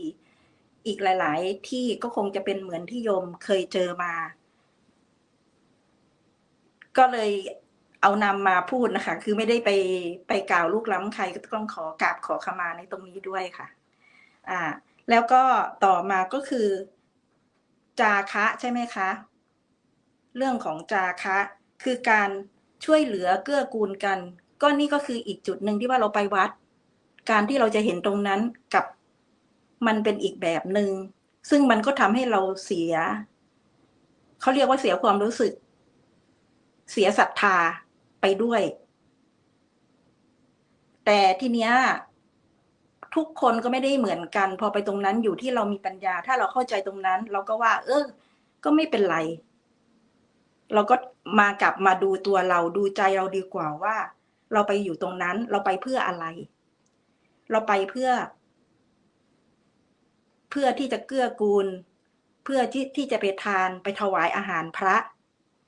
แล้วเรามีความสุขกับตรงนั้นไหมแต่เราไม่ต้องไปมองว่าบุคคลอื่นจะคิดยังไงกับเราอะไรประมาณนี้นะคะ คือเราไปเพื่อเราไปทำประโยชน์ เป็นประโยชน์กับตรงนั้นไหมเรากลับมามองตรงนี้ มันก็ทำให้เราเปลี่ยน เราก็ได้วัดใจเราเองด้วยว่า เรามีความสุข ที่เราคิดอย่างนี้คิดเป็นคิดได้ ค่ะ แล้วก็คือพุทธบริษัทของในความหมายของพระพุทธเจ้านี่ก็คือ ก็ต้องประกอบไปด้วยปัญญา บางคนไปวัดไปเพราะความเชื่อต่างๆไปเพราะว่าไปขอนู่นขอนี่ใช่ไหมคะแต่จริงๆแล้วถ้าเราศึกษาคำสอนพระพุทธเจ้าท่านไม่เคยสอนให้เราไปขออะไรเลยท่านสอนให้เราอธิษฐานแต่บางคนคำว่าอธิษฐานอาจจะเข้าใจผิดไปอีกแบบหนึ่งว่าอธิษฐานคือการขอแต่จริงๆอธิษฐานในความหมายของพระพุทธเจ้าท่านหมายถึงการลงมือทำใช่ไหมคะเราถึงจะได้สิ่งนั้นแต่ทีเนี้ยญาติโยมทั้งหลายหมายถึงว่าคนที่ไปวัดทั้งหลายคือการที่ไม่ได้ศึกษาไม่ได้สดับไม่ได้ฟังคำสอนของพระพุทธเจ้าก็เอามาแปลความหมายผิดประเด็นหมดอันนี้คือโยมก็ขอกล่าวไว้ในตรงนี้ไหมค่ะแล้วก็อีกหลายๆอย่างโยมก่อนจะทิ้งท้ายโยมก็คงพูดไม่ค่อยเก่งค่ะก็คงขอทิ้งท้ายก่อนที่ว่าจะนั่นคือโยมก็อยากขอให้ทุกคนที่บอกว่าตัวเองเป็นพุทธบริษัทก็จงศึกษาคำสอนของพระพุทธเจ้าให้ชัดเจนเพื่อที่เราจะได้มีปัญญาได้มีความสงบสุขในใจนำมาใช้กับในชีวิตประจำวันของเราได้จริงเพราะว่าคำสอนของพระพุทธเจ้านี้ท่านไม่ได้สอนเพื่อให้เราอย่านู่นอย่านี่แต่จริงๆคำสอนของพระพุทธเจ้าท่านให้เรานำมาส่องตัวเองส่องใจตัวเองว่าตอนนี้เราเป็นอะไรอยู่เราโกรธเราเกลียดเราอิจฉาเรารู้ตัวเองไหมเราทุกข์เรารู้ตัวเองไหมท่านจะเน้นเรื่องการสอนเรื่องอริยสัจสี่การดับทุกข์ทำไมพระพุทธองค์ท่านถึงได้สอนเรื่องนี้มากเพราะว่าคนเราถ้าเรามีสติเราเรียนรู้แล้วเรานำคำสอนของพระพุทธเจ้ามาเนี่ยเราก็จะเห็นตรงนั้นได้ชัดเจนกับเราว่าอะไรใครทำให้เราทุกข์น้อมกราบสาธุเจ้าค่ะ ทิ้งท้าย สาธุครับอนุโมทนาบุญกับโยมจิ๊บจิรภาอีเวนต์ด้วยโอ้โหคุณโยมสุดยอดโอ้โหนี่ครั้งแรกมาพูดเป็นประสบการณ์ชีวิตจริงเนี่ยแสดงว่าเป็นอุบาสิกาที่เข้าถึงธรรมปฏิบัติธรรมศึกษาธรรม ปฏิบัติธรรมเข้าถึงธรรมเพราะอะไรคุณโยมฟังจากโยมจิ๊บพูดเนี่ยท่านอยากให้เราเป็นอุบาสกอุบาสิกาที่มีคุณสมบัติที่เพียบพร้อมตามอุบาสกอุบาสิกาธรรมคุณโยมเมื่อกี้ท่านพูดกันเห็นถึงว่าอุบาสกอุบาสิกาธรรมนี่ก็เป็นธรรมะที่เกี่ยวกับคุณสมบัติของอุบาสกอุบาสิกาเช่นอะไรคุณโยมเช่นบอกว่าท่านมีศรัทธาโยมนี่ศรัทธาตั้งมั่นต่อพระพุทธเจ้าหรือยัง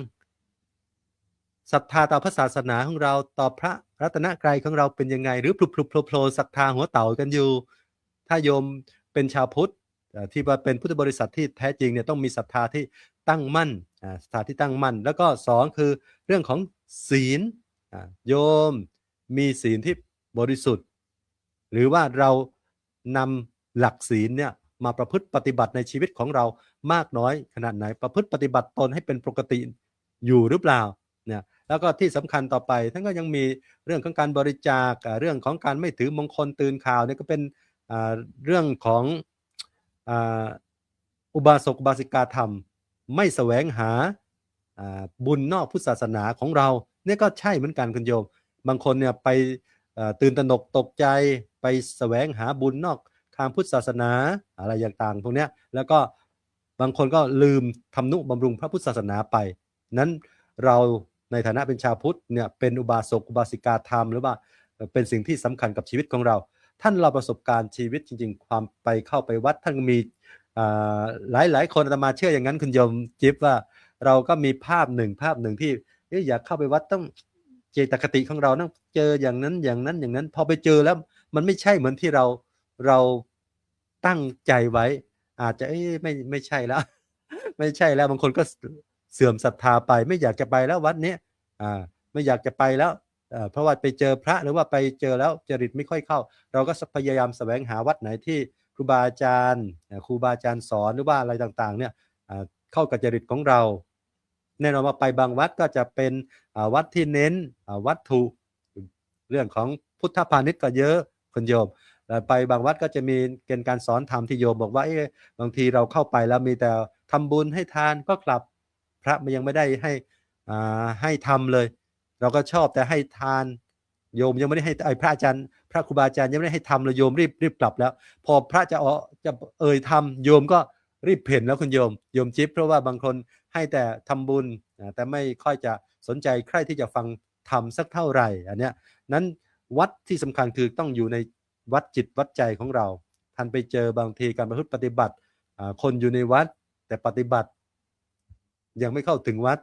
เรื่องของจิตใจยังมีอิจฉาริษยานินทานู่นนี่ต่างๆไปเห็นมันไม่ใช่เนี่ยบางครั้งบางทีก็ทำให้โยมเนี่ยอาจจะเกิดความไม่ค่อยจะปลื้มใจสักเท่าไหร่ไม่ค่อยจะอบอุ่นใจสักเท่าไหร่ในเรื่องนี้ฉะนั้นท่านฝากไว้ตรงนี้น่าฟังคุณโยมมาครั้งแรกนี่ฝากให้ญาติโยมได้ยินได้ฟังว่าให้เราเนี่ยชาวพุทธบริษัททั้งหลายเนี่ยให้เราศึกษาคำสอนของพระพุทธเจ้าอย่างแท้จริงเนี่ยเมื่อเราศึกษาเข้าใจบรรโยมที่มาฟังรายการธรรมะนระสาระธรรมดีหรือว่ารายการอื่นของธรรมะจากครูบาอาจารย์เนี่ยเราฟังศึกษาจากการฟังจากการเรียนจากการฟังต่างๆของเราครูบาอาจารย์นำมาประพฤติปฏิบัติในชีวิตจริงของเราได้หรือไม่อาตมาจึงเชื่อว่าโยมจิ๊บเนี่ยน่าจะเป็นผู้ที่ได้ฟังได้ยินได้ศึกษามามากแล้วก็น้อมนำธรรมนั้นมาประพฤติปฏิบัติท่านบอกว่าธรรมะเนี่ยไม่ได้ไปให้ส่องคนอื่นไม่ใช่เรียนมากศึกษามากแล้วไปดูคนอื่นคนนั้นเป็นยังไงคนนี้เป็นยังไงไปจับผิดคนอื่นเหมือนป้าข้างบ้านที่อาจารย์ภูมิธรรมชอบพูดถึงเนี่ยแต่ท่านให้ส่องตัวของเราส่องจิตส่องใจของเราส่องใจตนเองส่องจิตตนเองว่าเป็นยังไงมีกิเลสมากน้อยขนาดไหนจะกำจัดอย่างไรรู้ว่ามีกิเลสตัวไหนอยู่ในจิตในใจที่เราต้องละต้องประพฤติปฏิบัตินี่แสดงว่าท่านก็นำธรรมะที่ได้ศึกษามาประพฤติปฏิบัติเห็นยังไงก็เป็นผลที่เราประพฤติปฏิบัติอย่างแท้จริงเจริญพรอนุโมทนาบุญกับคุณโยมจิ๊บจิรภาอีเวนต์ด้วยครับในรอบแรกเจริญพรญาติโยมทุกคนทุกท่านวันนี้อาจจะไม่ได้อ่านขานรายนามญาติโยมที่ฟังรายการอยู่ในขณะนี้แต่อาจารย์ภูมิธรรมก็ได้ขึ้น ให้โยมได้อยู่ได้เห็นแล้วนะคุณโยมนะลำดับต่อไปจะได้กราบอาณาพระอาจารย์อาจารย์มหาอุดมพรอุตตมวโรครับผมได้มาสนทนาธรรมกับญาติโยมเพราะว่าเห็นญาติโยมรอฟังตั้งนานแล้วว่างั้น นิมนต์ครับ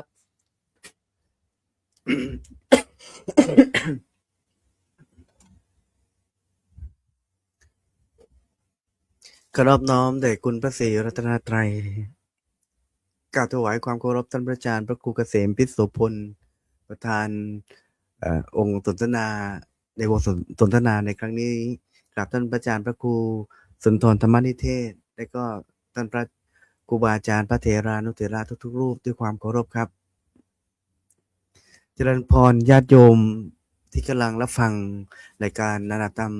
านาสารธรรมดีๆและที่ในหน้าช่องออนไลน์ แล้วก็ในสถานีวิทยุกระจายเสียงตามสายต่างๆวันนี้ในหัวข้อพุทธบริษัทยุคใหม่เข้าถึงวัดแล้วหรือยังนะฮะพุทธบริษัทยุคใหม่เข้าถึงวัดแล้วหรือยังเ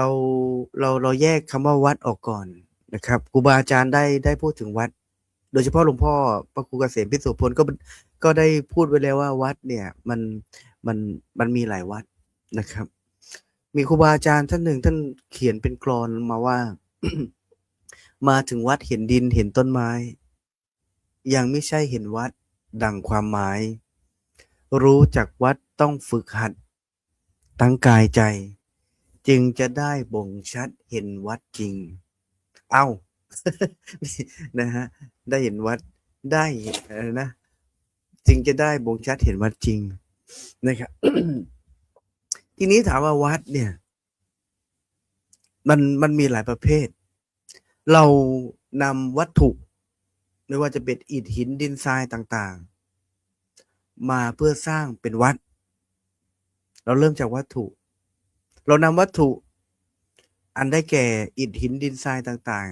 ๆมาสร้างเป็นวัดเป็นสถานที่เพื่อใช้วัดคุณค่าจิตใจของคนเพื่อประพฤติวัดปฏิบัติและก็เพื่อให้มันหลุดพ้นในวัฏฏะวัตถุที่หลวงพ่อเกษมพูดเนี่ยวัตถุวัตระวัตตะนี่เราสร้างวัดเพื่ออะไรเอ่ยนะฮะเราสร้างวัดเพื่ออะไรก่อนนะฮะเราสร้างวัดเพื่อใช้เป็นสถานที่ให้พระภิกษุสามเณรได้พักได้เข้าจำพรรษานะฮะเมื่อก่อนมันไม่มีพิธีกรรมวัดไม่ใช่สถานที่เผาศพวัดไม่ใช่สถานที่อะไรเลย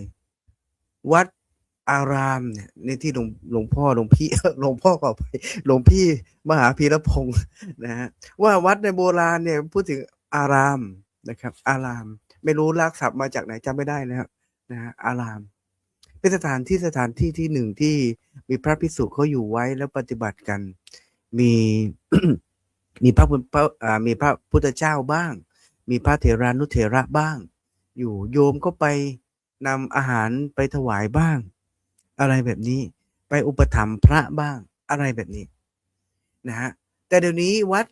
ต้องรับภาระทางสังคมนะฮะวัดต้องรับภาระทางสังคม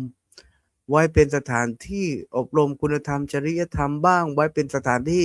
จัดงานประเพณีบ้างไว้เป็นสถานที่สงเคราะห์ชุมชนบ้างชาปนกิจบ้างเยอะแยะไปหมดเลยวัดกลายเป็นสถานที่ท่องเที่ยวเดี๋ยวหลังวันที่24อาตมาก็จะพาญาติโยมก็ไปเที่ยวก็ไม่รู้ไปเที่ยวที่ไหนก็ต้องไปเที่ยวที่วัดนะเราไม่มีที่เที่ยว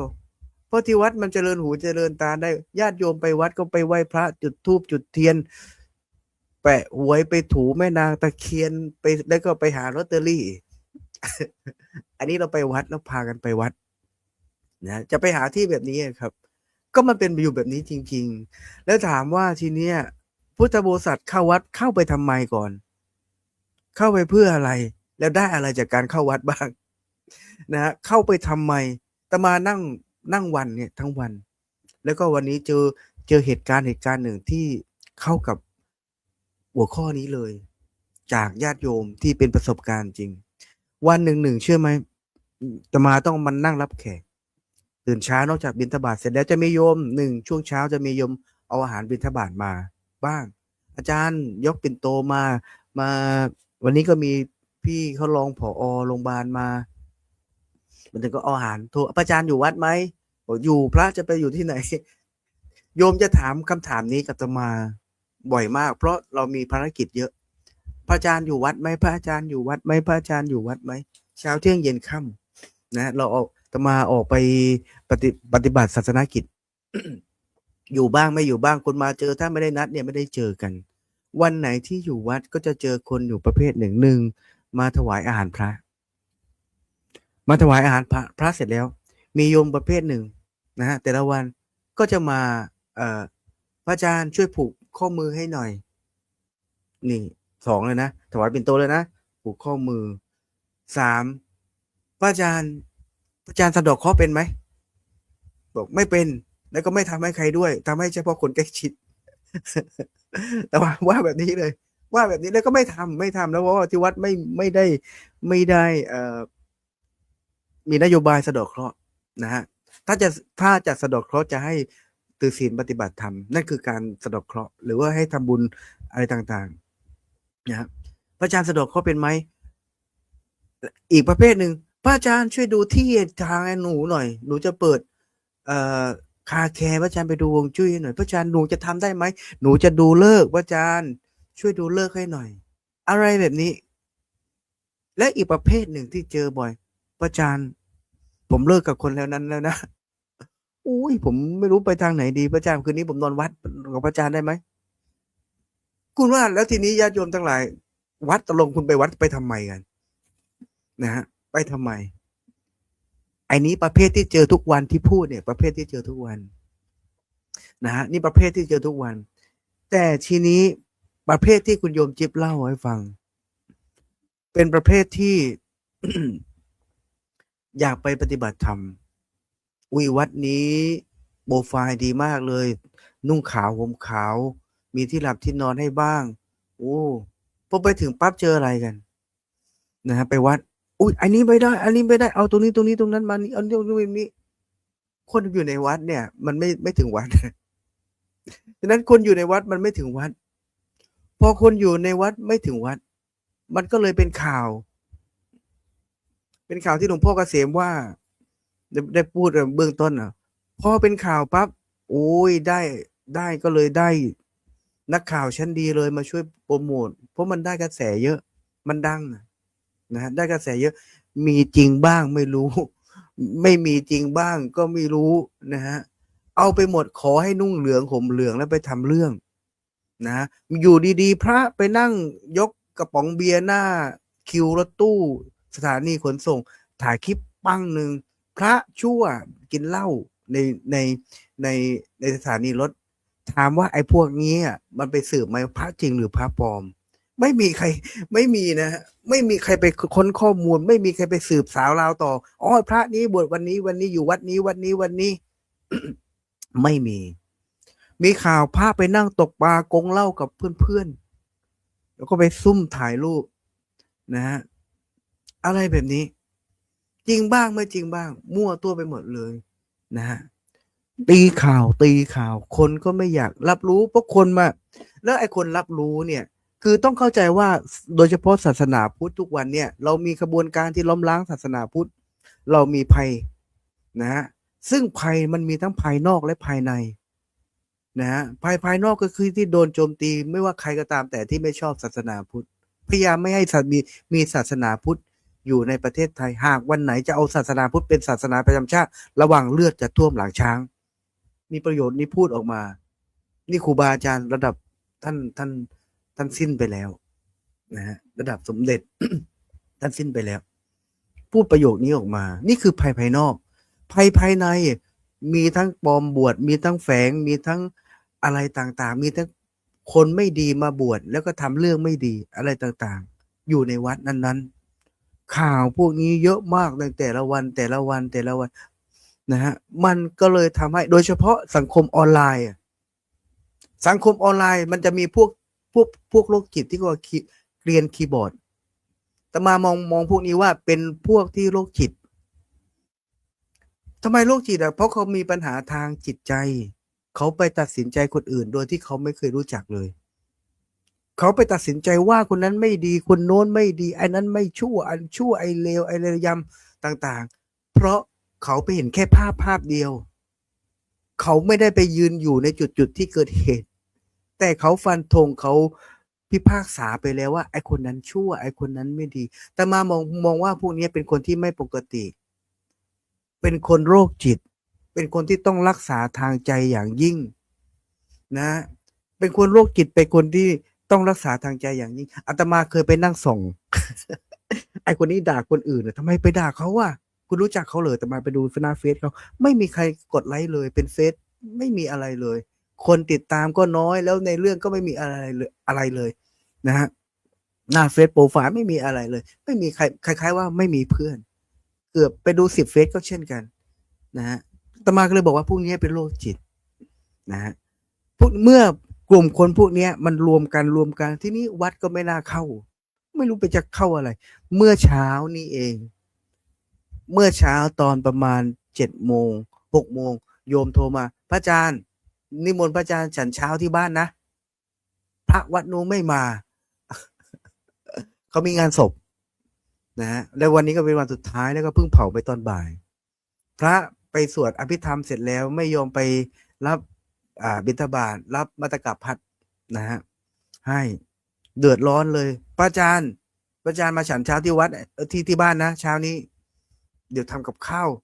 ต่อมาก็บอกได้เดี๋ยวบิณฑบาตเสร็จแล้วเดี๋ยวไปฉันพอไปฉันเสร็จปั๊บโยมฟ้องทันทีพระอาจารย์หนูจะไม่เข้าวัดแล้วนะวัดนั้นนะถามว่าทำไมเกิดอะไรขึ้นพระอาจารย์เชื่อไหมเนี่ยผ้าไตรเนี่ยผืนละ500ไปทอนมางานศพนะฮะเนี่ยไอตอนวันตายก็เหมือนกันจะเร่งให้มาประกอบพิธีให้มาทำขอขมากรรมจะเร่งไปงานอื่นนี่ต้องมาเร่งเอาซองต่อไปหนูไม่ไปแล้วนะเนี่ยพระอาจารย์ชุดเนี่ย2,500มันเป็นพุทธพาณิชย์เลยนะโยมไม่ไปนะวันเนี้ยโยมตัดขาดเลยโยมสิ้นศรัทธาเลยพระอาจารย์ก็เหมือนกันพระอาจารย์ขอให้กราบพระอาจารย์ได้สักรูปเถอะ วนเวียนมาที่จะมาอีกนี่คนในวัดกับคนนอกวัดเขาคุยกันแล้วก็มีปัญหากันทีนี้หัวข้อพุทธบริษัทยุคใหม่เข้าถึงวัดหรือยังอาตมาก็เลยเล่าให้ฟังว่าเราเข้าวัดเนี่ยวันหนึ่งเจออะไรบ้าง1ไปขอดูดวงไปขอเลิกไปขอให้สะดวกเคราะห์ไปช่วยอนุเคราะห์ให้ไปลดน้ำมันอะไรต่างๆไม่มีใครที่มาวัดแล้วบอกพระอาจารย์ผมอยากปฏิบัติธรรมมากเลยพระอาจารย์ช่วยสอนให้หน่อยสิอาตมาอยู่เป็นพระมาหลาย10 ปีมีคนพูดประเภทนี้ที่เข้ามาหาโดยตรงเลยนะประมาณไม่ถึง10 คนไม่ถึง10 คนในชีวิตนี้ไอ้คนแรกมาถึงเขามาหาอาตมา2 วันแรกเขามาไม่เจอวันที่2มาอีกโยมมีพระมาบอกอาจารย์โยมคนนี้เขาอยากมาเรียนสมาธิกับพระอาจารย์บอกได้เดี๋ยวเจอกันไปนั่งคุยปั๊บไปนั่งคุยกลางเลยนะนั่งเป็นโยมนะเนี่ยผมไปมาทุกวัดตั้งแต่วัดในอำเภอไล่มาถึงปลายทางที่วัดพระอาจารย์เนี่ยผมไปถามคำถามปฏิบัติธรรมเขาตอบผมไม่ได้โยมไปถามเรื่องอะไรไอ้เรื่องนี้โยมอยากรู้สมาธิผมอยากเรียนสมาธิบอกได้อันเดี๋ยวเข้าไปในวิหารเดี๋ยวพานั่งแต่มาพานั่ง2 ชั่วโมงตั้งแต่3 ทุ่มนั่งเขามาตอนเย็นนั่งตั้งแต่3 ทุ่มไปเลือกเกือบ5 ทุ่ม3 4 5เกือบ3 ชั่วโมงไปเลิกเกือบ5 ทุ่มเสร็จแล้วไปนั่งคุยต่อเกือบเที่ยงคืนนี่พระกับชุมชนก็อยู่กันก็คุยกันในศาลาปั้งหลังจากนั้นเขาหายไปเลยไม่กล้ามานั่งรบกวนอาตมาเลยหายไปเลยเจอของจริงเนี่ยก็บอกว่าไม่มีพระไหนตอบคำถามธรรมะเขาได้เลยอาตมามีคนตอนนี้ไปบวชเป็นคนที่โลกส่วนตัวสูงมากอาตมาอยู่ที่วัดใหม่ๆเนี่ยไม่รู้จักใครหรอกอาตมาก็สวดมนต์ไหว้พระของตัวเองเป็นปกติแต่เราไม่ปกติเหมือนเพื่อนเพราะเราสวดเรานั่งปฏิบัติประมาณ2 ชั่วโมงกว่าสวดทั้งพระปาริตนั่งกรรมฐานอะไรต่างๆมันเยอะนะฮะนั่งกันเยอะทีนี้อยากมาลองของพระใหม่มาหน้าปฏิบัติจังแกบอกว่าแกปฏิบัติโยมปฏิบัติอยู่บ้านเนี่ยไปวัดไม่สู้แกไม่ได้ปฏิบัติก็สู้แกไม่ได้แกมาที่วัดปั้งหนึ่ง นั่งวันเดียวหลาบเลยไม่กล้ามาที่วัดอีกเลย แต่มาชวนโยมวันนี้สวดมนต์อีกไหมไม่เอาพระอาจารย์ปวดขามากเลยพระอาจารย์นั่งนานมาก นี่คนประเภทเนี้ยนะครับ หาน้อยมาก ยากมากมีบางประเภทพระอาจารย์เดี๋ยวสงกรานต์นี้ผมมาบวชกับพระอาจารย์นะผมจะบวชนู่นนี่นั่น บอกได้เลยมันบวชนี่มีบางบริษัทมาพาพนักงานมาบวชเพื่อให้ได้สอนสมาธิสอนกรรมฐาน2 วัน 3 วันมีแต่มันส่วนน้อย เพราะชีวิตประจำวันเนี่ยโยมที่มาในวัดเนี่ยเขาไม่ได้เข้าถึงวัดเขามาวัด แต่เขาไม่ได้เข้าถึงวัดโยมมาวัดมาเพื่ออะไรนะทำไมถึงเข้าไม่ถึงวัด คนที่จะเข้าถึงวัดได้ต้องเข้าถึงหลักธรรมคำสอนของพระพุทธเจ้าถ้าไม่เข้าถึงหลักธรรมคำสอนของพระพุทธเจ้าหรือไม่นำธรรมะของพระพุทธเจ้าหรือของศาสนาพุทธศาสนาไปใช้ในชีวิตประจำวันอันนี้ก็ไม่เข้าถึงวัดต่อให้เรามีศาสนาพุทธนะศาสนาพุทธไม่ได้อยู่ในพระไตรปิฎกนะศาสนาพุทธไม่ได้อยู่ในพระไตรปิฎกแต่ศาสนาพุทธนั้นอยู่กับหลักความเป็นจริงนะอยู่กับหลักความเป็นจริงของชีวิตประจำวันของญาติโยมในที่นี้พุทธบริษัทนั้นมี4ประเภทเหมือนที่หลวงพี่พระมหาพีรพงษ์ได้กล่าวมีทั้งพระมีทั้งแม่ชีมีทั้งญาติโยมผู้หญิงผู้ชายหรือว่าภิกษุภิกษุณีอุบาสกอุบาสิกาเป็นต้นอุบาสกพุทธบริษัทยุคใหม่เข้าถึงวัดหรือยังนะฮะทีนี้พุทธบริษัทที่ว่าเนี่ยเข้าถึงวัดเข้าถึงหลักธรรมแล้วหรือยังอย่าบอกตัวเองว่าฉันนุ่งขาวห่มขาวไปวัดทุกวันพระยกปิ่นโตไปถวายพระแล้วฉันจะเข้าวัดเข้าไม่ได้แต่มาเคยตะเพิดหลายคนเนี่ยพอถึงวัดปั๊บนั่งนินทาชาวบ้านเลยบอกโยมถ้าโยมมาวัดแล้วโยมมานั่งนินทาชาวบ้านโยมไปเลยไม่ต้องเข้ามาวัดนี้โยมไปวัดไหนก็ได้นะเจ้าบอกเลยเจ้าว่าวันนี้ไม่ให้พูดไม่งั้นมันเสียชื่อมาถึงเราเสียชื่อมาถึงเราแต่มาตะเพิดนะฮะใครแต่มาเป็นคนที่ไม่แคร์ว่าใครจะเข้าวัดยิ่งไม่แคร์คนยิ่งเข้ามากนะไม่เอาเลยใครที่มาอะไรที่มาแล้วสร้างให้วัดเนี่ยมันวุ่นวายตะเพิดนะไม่อยู่แล้วก็ใครมาขอร้องก็ไม่ได้เพราะเราต้องจัดการบริหารจัดการในวัดนี้แสดงว่าปัจจุบันเนี่ยคนยุคใหม่เนี่ยเข้าวัดเนี่ยถามว่าแต่ว่าในส่วนตัวที่อยู่กับชุมชนเนี่ยคนรุ่นใหม่ทั้งนั้นนะที่อยู่ในวัดผู้นำชุมชนนักเรียนอบต.ชาวบ้านวัยรุ่นคนเฒ่าคนแก่ก็พอมีงานวัดมันก็มาช่วยกันเต็มหมดเลยนะแต่ถามว่าจะมานั่งปฏิบัติเช้าค่ำเย็นค่ำแบบคอร์สปฏิบัติหรือว่าเอาจริงเอาจังแบบปฏิบัติเนี่ยเขาทำไม่ได้เพราะว่าเขามีหน้าที่ในกิจวัตรกิจกรรมในแต่ละวันมันเยอะมากนะครับมีครอบครัวต้องทำมาหากินเลี้ยงครอบเลี้ยงครูบอกวัดเนี่ยพระอาจารย์ผมอยากมานอนวัดมากเลยวัดมาแล้วสบายใจมากเลยเนี่ยเย็นผมขออนุญาตพระอาจารย์มานอนเล่นที่วัดมาได้นี่บางทีพวกผู้ใหญ่ก็มานอนในวัดเนี่ยครับผู้ใหญ่บ้านนะครับมานอนอยู่ในวัดโทรศัพท์เข้าปั๊บก็ชาวบ้านเรียกไปใช้บริการก็ต้องวิ่งออกจากวัดไปหาโยมก็มีอะไรแบบนี้ถามว่าพุทธยุคใหม่เข้าวัดไหมเข้าวัดเนี่ยเราไม่ในตรงนี้ขออีก1 นาทีถามว่าถ้าเราบอกตัวเองว่าฉันเป็นคนเข้าวัดถ้าฉันเป็นคนเข้าวัดหมายถึงว่าเข้ามาวัดมากวาดขยะมาทำโน่นทำนี่ยังไม่เข้าวัดทีแล้วกลับไปบ้านไปทะเลาะกับคนข้างๆบ้านไอ้พวกนี้ยังไม่เข้าถึงวัดแต่ในความหมายของคำว่ายุคพุทธบริษัทยุคใหม่เข้าถึงวัดหรือยังนั้นหมายความว่าเรานั้นได้เข้าไปนำเอาหลักธรรมของพระพุทธศาสนานำมาใช้ในชีวิตประจำวันบ้างแล้วหรือยังเช่นพระพุทธเจ้าสอนว่าให้เรามีสติอยู่กับลมหายใจให้เรามีสติปัญญานะฮะอะไรเป็นต้นเนี่ยหรือว่าให้เราพิจารณาในหลักไตรลักษณ์อนิจจาทุกขังอนัตตาอนิจจังทุกขังอนัตตาเป็นต้นถ้าเราพิจารณาเรื่อยๆแบบนี้เรานำไปใช้อยู่ในกิจวัตรประจำวันใช้อาจจะไม่ได้ใช้ได้เต็มที่แต่ถือว่าใช้นะฮะวันนี้ใช้แค่นี้พรุ่งนี้ใช้แค่นี้มะรืนนี้ใช้แค่นี้อันนี้ก็ถือว่าเราได้เข้าวัดแล้วเพราะเราได้นำหลักธรรมนะของพระพุทธเจ้าของพระพุทธศาสนานั้นนำไปใช้ แล้วก็ให้ใช้ตัวเราเนี่ยเป็นวัดนะวัดใช้ตัวเราใช้จิตใจเราเนี่ยเป็นวัดอะไร วัดความดีความชั่วที่มันอยู่ในจิตใจ เหมือนที่เขาสร้างวัดเอาไว้เพื่อให้เรานั้นได้วัดระดับคุณค่านะฮะให้วัดระดับคุณค่าแล้วก็ให้เป็นวัดประพฤติปฏิบัติเพื่อให้ตัวเองนั้นได้พ้นวัฏสงสารนี้เข้าสู่นิพพานตามที่ได้สอนกันมาไว้มาจนถึงปัจจุบันนี้ซึ่งเป็นเป้าหมายก็คือนิพพานให้เราพ้นทุกข์นั่นเองวันนี้ก็เลยฝากไว้เพียงเท่านี้ครับ สาธุครับผมกราบขอบคุณพระอาจารย์มหาอุดมพรอุตตมวโรครับผมโอ้โหได้มาสาธยายนี่ส่วนหนึ่งเป็นประสบการณ์ชีวิตในฐานะที่ท่านเป็นเจ้าอาวาสนะโยมนะท่านจะประสบพบเจอว่าโยมหลายๆคนหลายๆท่านเนี่ยเข้าวัดมาเพื่ออะไรยังไงมันจะมีความแตกต่างหลากหลายกันไปหลายๆสิ่งหลายๆอย่างโยมนวลศรีบาโรว่าวัดเป็นสถานที่กระจายข่าวเจ้าค่ะพระอาจารย์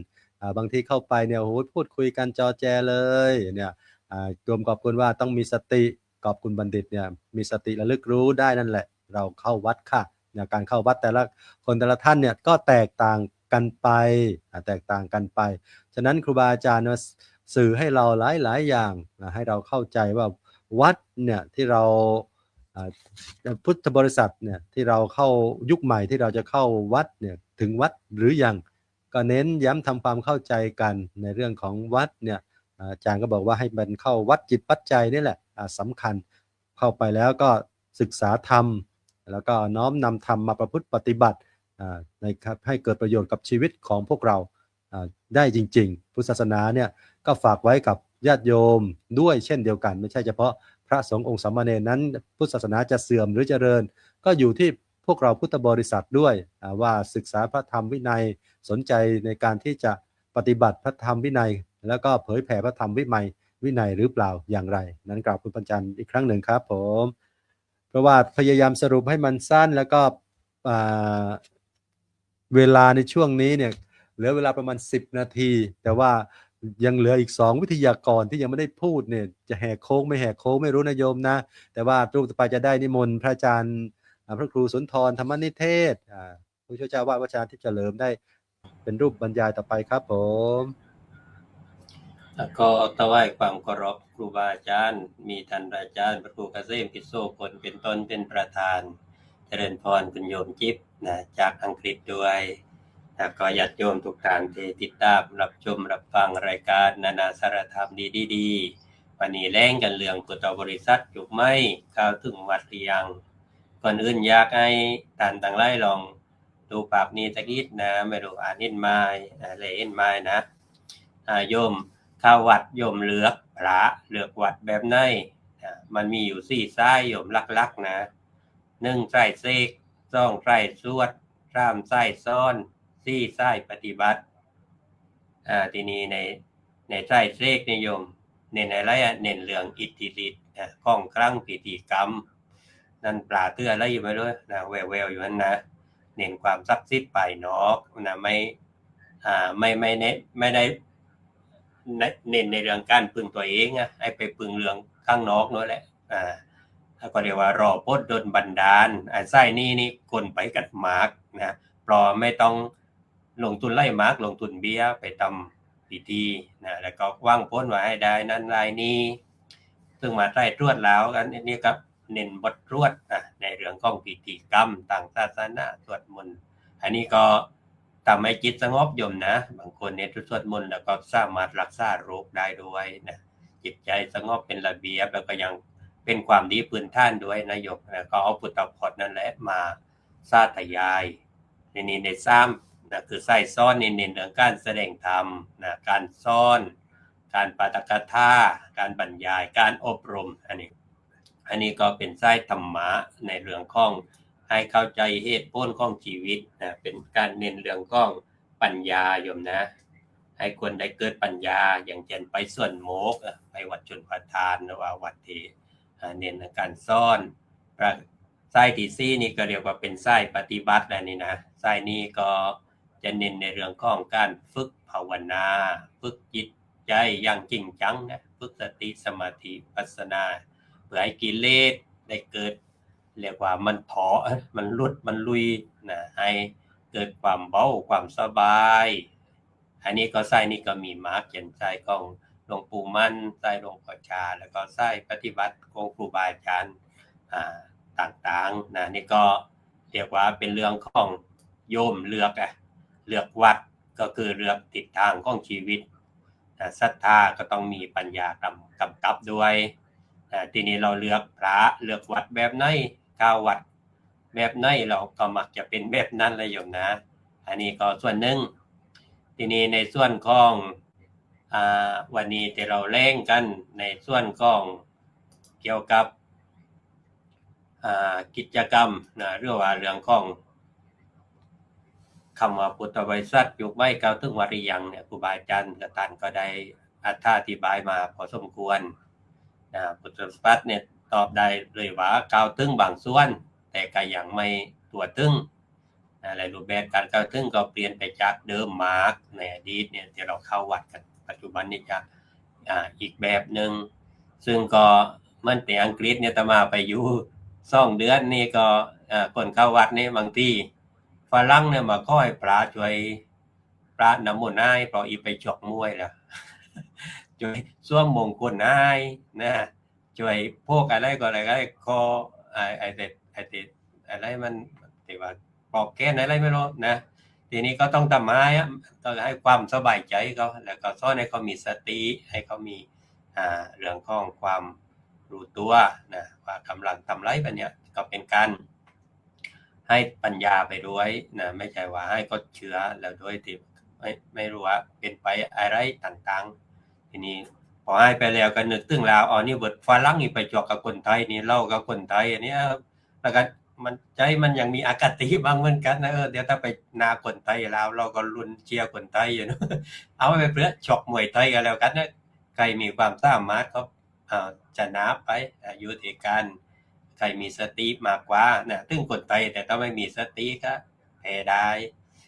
ทีนี้ภาพรวมในยุคใหม่เนี่ยใครก้าวตึ้งมากขึ้นในบางด้านจะเนี้ยก้าวตึ้งธรรมะพาร์ทออนไลน์เนี่ยเมื่อหลายการเนี่ยที่ญาติโยมฟังกันอยู่นี่เป็นการไล่สดการฟังเทศเนี่ยเทศอาจารย์ประมาพิรพงศ์พูดถึงว่าเนี่ยเป็นธรรมะในอากาศนี้ที่เราดูคลิปต่างๆที่ครูบาอาจารย์เลือกได้ด้วยนะอยากฟังพระรูปไหนไปใส่ไหนโยมจบใส่ไหนใส่ปฏิบัติก็มีครูบาอาจารย์สอนปฏิบัติใส่เทศก็มีพระนักเทศนะใส่สวดก็มีบทสวดลุยเม็ดนะส่วนใส่ที่ว่าเป็นเรื่องของการเสกกันลุยกันเหมือนกันนะพิธีกรรมแลกันแต่แกชอบแบบไหนทีนี้ในเรื่องการเข้าร่วมกิจกรรมในช่วงเฉพาะเนี่ยที่เข้ากันมาก็คือวันสำคัญนะอาจารย์จัดขายปฏิบัติธรรมเนี่ยก็มีคอร์สได้ต่างๆบางนี้ก็ไม่ได้เข้าวัดด้วยนะเขามีศูนย์ปฏิบัติที่เป็นก้องคารวะก็มีนะก็ตั้งสำนักปฏิบัติเพราะว่าก็ไม่ยุ่งกับปลาแต่ได้เอาปลาไปว่าให้สิ้นนักกิจนึงพอเป็นปีตีแล้วก็ซ่อนกรรมฐานเสร็จแล้วก็ตีเรื่องก็โยกก็จัดการกันเองนะเพราะว่าเขาอาจจะลีกเลี่ยงในเรื่องของพิธีกรรมปฏิวัตินั้นญาติโยมเข้าออกอาจจะไม่สะดวกทีนี้หลายคนก็สนใจในธรรมะเชิงชีวิตมากกว่าที่จะยุ่งเรื่องของพิธีกรรมนะพอเข้าไปแล้วก็เหมือนที่ว่าและจนกระทั่งว่าตกลงไม่รู้อะไรเป็นธรรมะกันแน่หลังบางอย่างมันก็กลายเป็นเรื่องของเกินไปหลายเรื่องเหมือนฝรั่งเนี่ยก็จะเน้นในการปฏิบัติมากกว่าพิธีกรรมก็สนใจนะไปอยู่อังกฤษเนี่ยอย่างเช่นวันพุธรู้สึกว่าก็จะนัดกันมานั่งสมาธิสวดมนต์ก็กระชอบนะแต่สวดไม่มากเลยว่าแต่ก็จำเหมือนกันนะบทสวดเนี่ยปลายังอายเลยบางบทเนี่ยโอ้ทำไมฝรั่งเขาสวดกันชำนาญนะไม่ต้องดูหนังสือเขาจำเลยแต่เวลาสวดนั่งมาตีเขานิ่งจริงๆทางเรื่องของสรีระร่างกายของเขาไม่ค่อยเอื้ออำนวยแต่เขาปฏิบัติจริงของเราพอโยมบอกนั่งสมาธิแค่แต่เนื้อ5 เก้าอี้ก่อนไม่มีเก้าอี้นั่งไม่ได้เราแค่แต่ว่าถ้านั่งเล่นไปได้ทั้งคืนมันแปลกเลยนะพอนั่งสมาธิ5 นาทีนี่โยมมันเก็ตแต่เนื้อเก็ตไอ้นู่นลืมเก็ตไปเลยแต่ แต่ตึงตกจับก็ไม่เก็ตไอ้นู่นนะเล่นเลยนะต่างอันนี้ก็ทีนี้แบบนี้ก็ยังมีคนก้าวตึงน้อยนะเช่นว่าไปวัดน้อยลงในชีวิตประจำวันเพราะผูกติดกับเศรษฐกิจยิงน้ำมันแป้งบางนี่ยมบอกน้ำมันแป้งแต่นั้นไม่ไปก่อนไม่ค่อยไปวัดแล้วลาวน้ำมันแป้งนะห้างได้ลาวเลยแต่ว่าวันนี้นั่งรถป้านางยังเต็มห้างอยู่เลยรถแต่ไปเลยวัดโน้นลงเล่งจังไม่ค่อยยังรถแล้วก็เป็นการคาดความผูกพันนะระหว่างพระกับชุมชนเพราะว่าค่อนข้างจะแยกกันนะไม่เหมือนกับในอดีตแต่ว่ารวมกันทำเหมือนเดชอาจารย์ประมาปีระวงศ์ท่านเร่งถึงวัดกับบ้านนะต้องพัดกันช่วยจะได้อวดชัยแต่ถ้ากัดกันกับบรรลัยทั้งร่องทางนะคือบางนี่เบิดกรรมการวัดกับเจ้าวัดก็ทำทายไม่ค่อยโทษกันเลยหน้าก้อยเราแวงก้อยจับพิษกันนี่ปลาเมียเจ้าวัดติดล้างเนี่ยนะยิงกฎหมายมาเกี่ยวข้องในเรื่องของการเดินการทองเนี่ยเจ้าวัดก็ยับนะเที่ยวอยู่ไล่องค์เหมือนกันแหละท่านก็เลยบางองค์ไม่สนใจเรื่องเงินทองแล้วให้เขาจัดการท่านไม่อยากจะไปยุ่งด้วยแล้วก็มองว่าวัดเนี่ยเป็นสถานที่จะพองานบุญงานครบสำคัญไม่ได้นึกถึงว่าเตตานแรงถึงว่าวัดเป็นอารามเข้าไปแล้วมันต้องเย็นมันต้องสงบมันต้องได้ความรู้สึกที่มีความสุขอันนี้ก้าวไปถึงวุ่นวายมากเอาดีไม่ดีไม่ครบกลับบ้านได้แล้วได้ข้องคว้ากลับบ้านไม่ได้กลับบ้านแล้วกลับลงไปโรงพยาบาลก่อนถึงเจ้าข้องไม่ได้แล้วนู่นก็ใครรับผิดชอบไปก็บอกตานก็ไม่บอกโยมไม่ใหญ่มากวัดตีก็มาปล่อยสุดตายแล้วลงมาจ่ายตังค์เองแล้วกามาก็นะอีไปทำบุญทั้งนิดนะบางทีวัดก็ไม่สะอาดเหยียบขี้ม้าแล้วทำบุญสักร้อยเอาสัก20 โปเสียเรื่องได้ไปน้ำล้างรองเท้านะมันคือมีความรู้สึกบางทีเข้าไปมันเตะตาเล่งอะไรองค์กันแล้วนั่งนินตาสารมั้งบางทีไม่ใช่นินตาโดยกันเองนินตาเจ้าวาดกันนู้นินตาองค์นั้นองค์นี้ปลานังไม่ดีเรียบร้อยองค์นั้นไม่เรียบร้อยสุดตายไม่รู้ว่าเข้าวัดต่ำเลยนะยิงบอกว่าไปทำบุญเนี่ยกลายเป็นได้บาปทีนี้ในเรื่องของสาเหตุที่ข่าวตึงไม่เต็มทีเพราะว่าวิถีชีวิตเกิดการเล่งรีบอะไรแก้หมดตรงนี้ทุกอย่างต้องเล่งรีบขนาดพระย้ายพรโยมบอกว่าแก้แต่เดี๋ยวแก้เดี๋ยวไม่ตันจะยาวแรงนะแก้พระอายุกันโนทุกข้างพลังกับขอบคุณกับแก้ไปนะไม่อีรับพรก็ไม่ค่อยมีเวลาได้แล้วนี่นะในที่สุดก็คือชีวิตต้องเร่งรีบนะบางวัดนี้นะบางแห่งอย่างสื่อสารแบบเดิมไม่ก็เรียกว่าไม่เก็ตไม่ตรงกับนะเด็กเยาวชนคนยุคใหม่นะคนรุ่นใหม่ต้องการเหตุผลแล้วก็นำไปใช้ได้จริงบางคนนี่รู้สึกว่าวัดนี้ไกลจากปัญหาชีวิตประจำวันเพราะว่าไม่ตอบโจทย์ของชาวบ้านยิ่งจะมีการเลี่ยไรไม่หยุดเดี๋ยวเลี่ยไรเดี๋ยวเลี่ยไรไปนี่เอ็นดีกาแล้วตกใจนะวันก่อนนี้ก็นัดไปเยี่ยมคนชาวบ้านเนาะยังไม่ตั้งเช้าไปในบ้านก็เตียแม่ตาวันไปถึงโดลกไม่หลบปลาวันไหนมาแล้วเนาะเอาเบียร์มาตั้ง20ทีนี้ทำบุญไปก่อนบอกโยมมาเยี่ยมนี่ไม่ใช่มาเรียอะไรดีกาเลยมาเยี่ยมในข้าวโยมไม่ค่อยสบายเห็นปลาในกันนึกตึงแล้วว่าโดเขามาบอกบุญแล้วเนาะสุดท้ายกลายเป็นว่ามันทำให้เกิดความรู้สึกที่มันห่างกันนะแล้วก็สิ่งที่คนรุ่นไม่ต้องการจากวัดนะก็คือธรรมะที่ใช้ได้ในชีวิตจริงกิจกรรมที่มีส่วนรวมด้วยนะไม่ใช่แค่ว่าเป็นผู้ฟังอย่างเดียวโยมอยากตามเหมือนกัน เมื่อรายการนี้มีตามมาเรื่อยๆคอมเมนต์มาเรื่อยๆนี่โยมก็อยากมีส่วนรวมมั้งนะแต่ถ้าไปวัดนะพอพระตั้งนะโมอย่าเล่งเลยนะอยู่พระเทศบาปมันเดี๋ยวเล่งกันครับไม่ความว่าเมื่อตกกดไปเรียบร้อยแล้วให้วังอย่างเดียวอย่าเตี้ยงนะนะพอวังก็มีโดยประการจนียซาตัวนั้นคือรับไปได้เตือนนึงเลยเพราะไม่ได้แรงนี่ไม่มีส่วนรวมฟังเอาบุญนะแต่ไม่ได้ปัญญาบางทีทีนี้บรรยากาศนะความเป็นมิตรนี้ต้องการที่จะเข้าถึงด้วยความเป็นกัลยาณมิตรนี่ไปถึงพอก้าวมาตามไรโยม เอาก็มาวัดเนี่ยก็ต้องมีเหตุผล คือก็ไม่ต้องมีแหละมันต้องนี่โตกับปลาตามน่ากลัวได้เลยตกใจเลยโดดไปกดโดเจ้าวัดเนาะแทนดีป้าโยมไปหาเจ้าวัดยิกโยมไปหาเจ้าวัด โยมไม่โดนแล้วคุณได้ลาวเจ้าวัดบางทีไปไม่โต๊ะกันไม่มาไม่เคยมา ซึ่งมันควรจะมีความรู้สึกว่าอ๋อข้ามาแม่ปลากระเล่งเพราะนะแต่นี่ยังไม่ปอบเจ้าวาดตีนะแหมขนาดนี้ถ้าปอบเจ้าวาดอีกขนาดไหนแต่จริงไหมนั่นในองค์งานในเจ้าวาด คือแกเก็บยิงไปติกุดแกนี่แกเดี๋ยวไปตามมาที่อีตำตุลานู้นบางทีแรงบางอย่างก็คือความเป็นกัลยาณมิตรเนี่ยแต่ก็ต้องมีซื่อทันสมัยเห็นมีคลิปสั้นๆแต่ให้ธรรมะที่ตอบโจทย์ญาติโยมได้ไม่ต้องยาวแล้วก็ต่างออกแต่ทำไม่วัดเขาห้าคนแต่คนเขาห้าวัดวัดต้องปรับรูปแบบการสื่อสารแต่เข้าใจกันได้ภาษาง่ายๆอย่าเล่งภาษาบาลีมากเล่งโยมแปลไม่ออกอย่าว่าแต่โยมแปลไม่ออกปลาก็ยังแปลไม่ออกนะแต่ตาตันปาจันมากปีระพงไม่เปลือตาตันยุนตันช่วยแปลให้ได้ทีนี้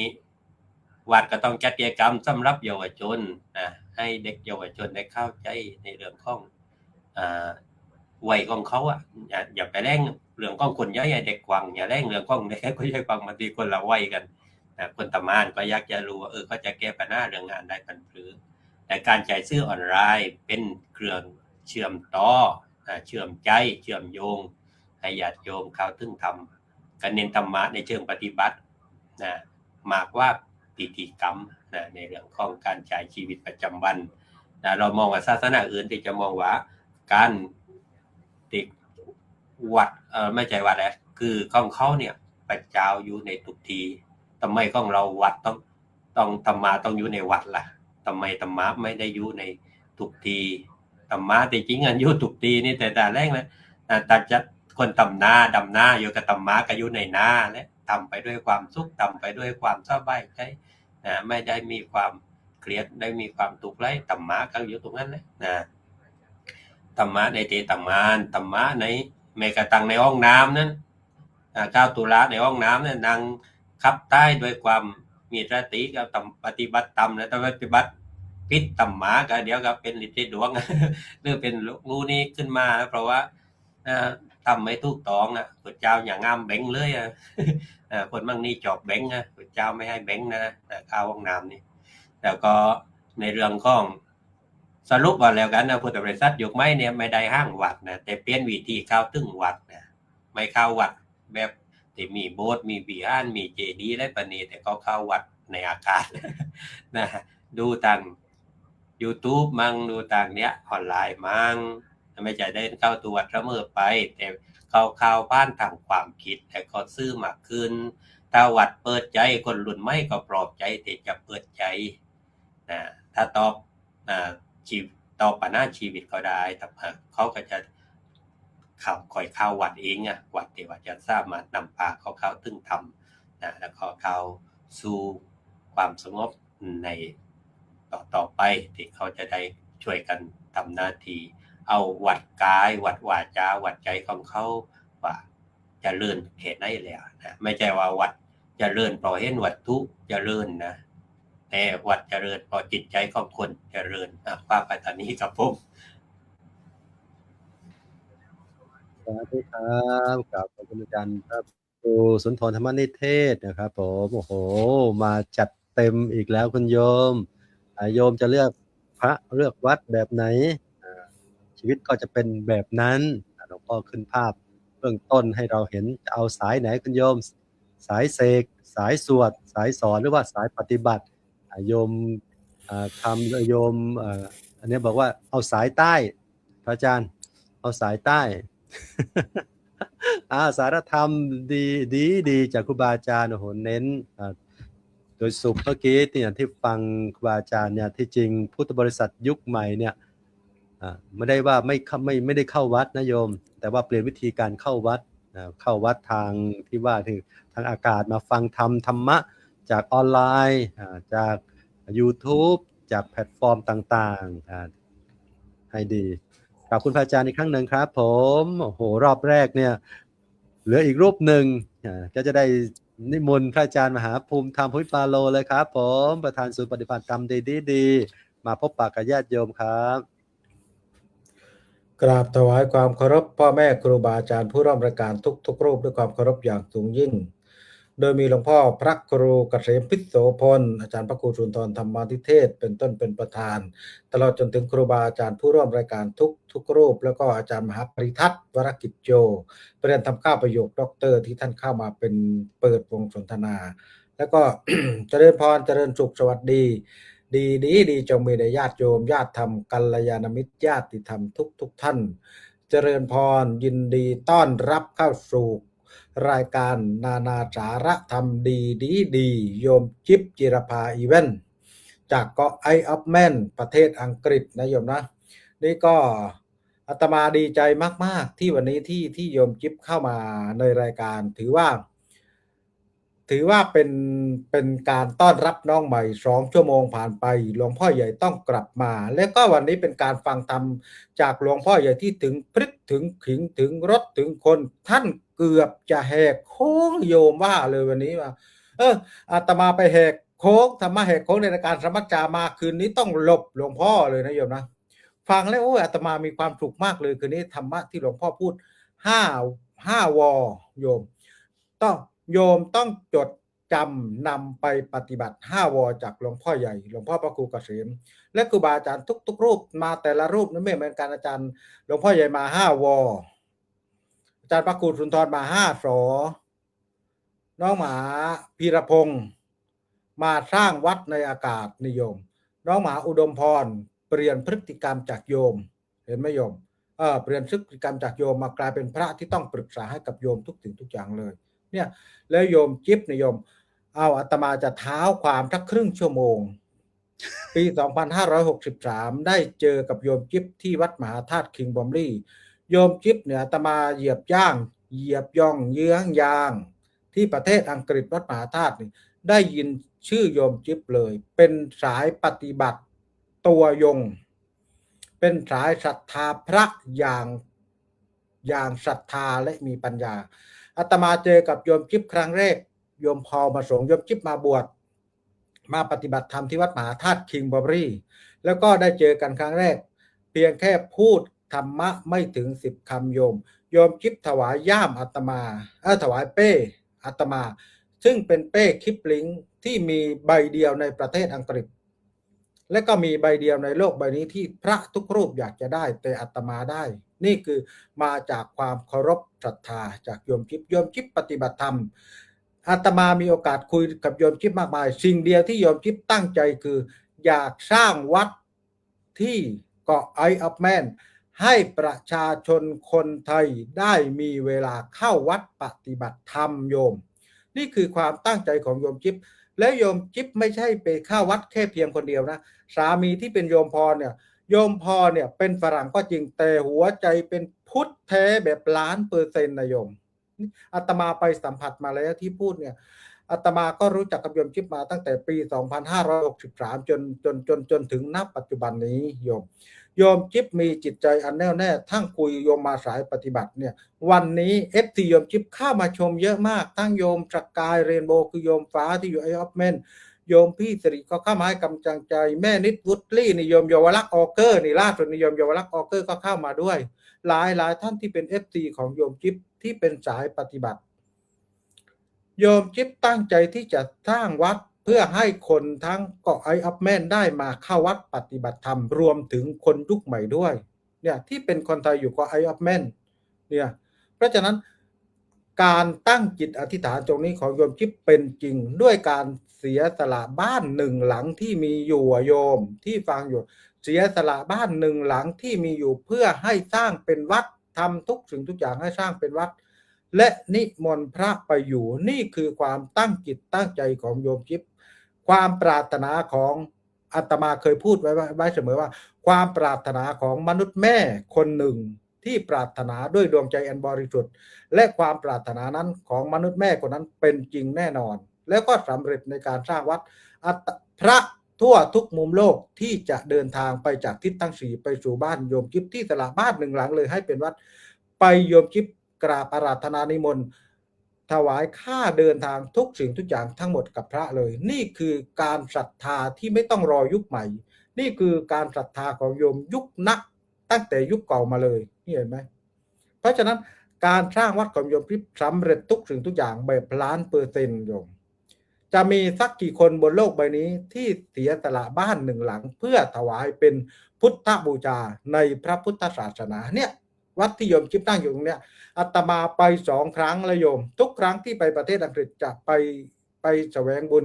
ไปเผยแผ่ธรรมที่บ้านโยมที่วัดที่โยมจิ๊บตลอดเลยนี่คือโยมจิ๊บก็ไหว้พระทุกวันถ้าใครเป็นเพื่อนเป็นกับโยมจิ๊บจะเห็นว่าโยมผู้หญิงคนนี้มนุษย์แม่คนนี้ปฏิบัติธรรมไหว้พระทุกวันตอนตื่นเช้าขึ้นมาและออนไลน์ให้ประชาชนได้เห็นเพราะฉะนั้นการสร้างวัดเนี่ยไม่ใช่ง่ายในโยมนะที่ประเทศอังกฤษที่เกาะไอออฟแมนนะที่เกาะไอออฟแมนไม่ใช่ง่ายเลยอาตมาไปครั้งแรกโอ้มีความรู้สึกขนลุกขนพองดีใจมากเลยเนี่ยแล้วก็ไปครั้งที่2โยมจิ๊บรับภาระทุกสิ่งทุกอย่างด้วยจิตใจอันที่ศรัทธาในพระพุทธศาสนาเพราะฉะนั้นวันหนึ่งที่โยมจิ๊บประสบอุบัติเหตุโยมเชื่อไหมนี่โยมจิ๊บไม่ได้เล่าด้วยตัวเองแต่อาตมาจะเล่าให้ฟังวันหนึ่งที่โยมจิ๊บประสบอุบัติเหตุขับรถตีลังกา3 ตลบจากถนนฝั่งซ้ายไปขับไปฝั่งขวาแต่โยมผู้หญิงคนนี้มีสติสัมปชัญญะอย่างดีที่สุดไม่เกิดอะไรขึ้นกับโยมจิ๊บเลยรถจะพังจนซ่อมไม่ได้ก็พังไปแต่โยมจิ๊บมีสติทุกว่ารถกลิ้งกี่ตลบตีกี่ตลบเนี่ยคือการปฏิบัติธรรมและอานิสงส์แห่งการปฏิบัติธรรมโยมนี่เพราะฉะนั้นถ้าคนรุ่นใหม่ฟังอยู่ว่าเชื่อถือว่าการปฏิบัติธรรมน่ะส่งผลจริงๆเนี่ยอาตมาไปตอนไปอยู่สกอตแลนด์โยมจิ๊บซื้อตั๋วเครื่องจากสกอตแลนด์ให้ไปที่ไอออฟแมนโยมซึ่งข้ามฝั่งไปเลยเนี่ยไปฉลองศรัทธาจากครอบครัวนี้และพาตัวและคนไทยในนั้นรู้จักโยมจิ๊บว่าเป็นสายปฏิบัติอาตมาให้ฉายาโยมจิ๊บว่าเป็นมนุษย์แม่ปฏิบัติธรรมสายแข็ง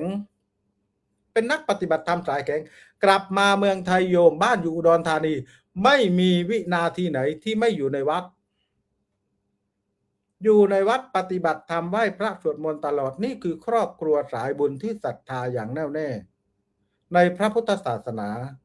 เพราะฉะนั้นอาตมาพยายามที่จะเชิญโยมพี่สิริบอกว่าโยมก็ไปมาแล้วโยมพี่สิริก็ไปเยี่ยมมาแล้วสายบุญครอบครัวดีที่เจอกันในรายการดีก็ไปเจอกับโยมจิ๊บมาแล้วโยมพี่สิริก็ไปเยี่ยมที่บ้านโยมจิ๊บมาแล้วเพราะฉะนั้นอาตมาพูดออกอากาศตรงนี้ได้เลยว่าเกาะไอออฟแมนนั้นน่ะใครจะไปอยู่ก็ได้ไม่ใช่นะโยมนะไม่ใช่ที่ใครจะไปอยู่บนเกาะไอออฟแมนนั้นก็ได้ต้องคนรวยเท่านั้นหรือคนที่เกษียณอายุจากราชการและไปใช้ชีวิตอย่างสงบบนเกาะไอออฟแมนนั้นนี่คือเกาะหนึ่งบนเกาะอังกฤษแล้วปัจจัยที่ใช้ก็เป็นอีกอย่างหนึ่ง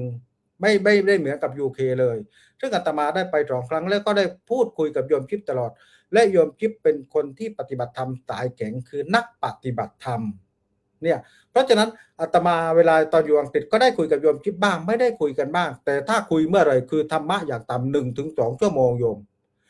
วันนี้พระสงฆ์องค์เจ้าเหมือนที่หลวงพ่อพระครูเกษมท่านพูดไปว่าตั้งแต่ปี63อาตมาจัดรายการองค์เดียวจนมาถึงปี69ที่มาเข้ามาทั่วทุกมุมโลกเพราะอะไรโยมเพราะการสร้างบารมีครูบาอาจารย์ทุกรูปที่มาเข้ามาพูดธรรมะเป็นการสร้างบารมีให้กับตัวท่านเองโยมฟังธรรมก็เป็นการสร้างบารมีให้กับตัวโยมเองเพราะอะไรเพราะการฟังธรรมนี่ทำให้จิตใจสงบและนำมาซึ่งบุญโยมนำมาซึ่งบุญเพราะจิตใจเราสงบนี่เป็นการปฏิบัติธรรมและนำมาซึ่งบุญเลยครูโยมสังเกตดูนะพระสงฆ์เราเนี่ยถ้าจะไปนั่งฟังธรรมจริงๆเนี่ยจริงๆแล้วนะพระสงฆ์จะนั่งฟังธรรมะด้วยพระด้วยกันนี่หายากมากเนี่ยแต่ครูบาอาจารย์ที่เข้ามาในรายการนี่มาด้วยความเต็มใจเพื่อสร้างบารมีและเผยแผ่ธรรมะขององค์สมเด็จพระสัมมาสัมพุทธเจ้าให้ญาติโยมได้ฟังกันทั่วทุกมุมโลกซึ่งต่อไปอาตมาก็จะเชิญโยมจิ๊บเข้ามาในหลายเทปเพื่อที่จะมาพูดคุยธรรมะเล่าประสบการณ์ในสายปฏิบัติที่จะให้ญาติโยมญาติธรรมกัลยาณมิตรญาติธรรมทุกท่านเนี่ยได้รับรู้ถึงการปฏิบัติตรงนั้นด้วยนี่คือสิ่งที่สำคัญที่สุดเลยเพราะฉะนั้นโยมอาตมามีข้อสงสัยอยู่ข้อหนึ่ง ข้อสงสัยเนี่ยมันไม่ใช่เรื่องตลกนะโยมนะเดี๋ยวโยมว่าโอ้ท่านหมีภูปล่อยมุกตลกอีกแล้ว ผู้หญิงอายุ50ผู้ชายอายุ17หลวงพ่อใหญ่สิฟังให้ดีเด้อ ผู้หญิงอายุ50ผู้ชายอายุ17เรียกพรหมลิขิตในเมืองไทยนะโยมนะเรียกพรหมลิขิตแต่ถ้าผู้ชาย50ผู้หญิงอายุ17ทำไมถึงเรียกพรากผู้เยาว์โยมเคยสงสัยไหมผู้หญิงอายุ50ผู้ชายอายุ17แต่งงานกันเรียกพรหมลิขิตแต่เมื่อไรที่ผู้ชายอายุ50ผู้หญิงอายุ17เรียกพรากผู้เยาว์โยมเคยสงสัยไหมอาตมาก็สงสัยว่าทำไมถึงกฎหมายเมืองไทยถึงแยกแยะมากมายขนาดนี้โยมเพราะฉะนั้นฟังแล้วนำไปคิดนำไปพฤติปฏิบัติกับประสบการณ์ที่ผ่านมาพุทธบริษัทยุคใหม่เข้าถึงวัดหรือยังวัดในที่นี้ครูบาอาจารย์พูดไปหมดแล้ววัดอะไรโยมวัดนอกวัดตรอกวัดวาวัดใน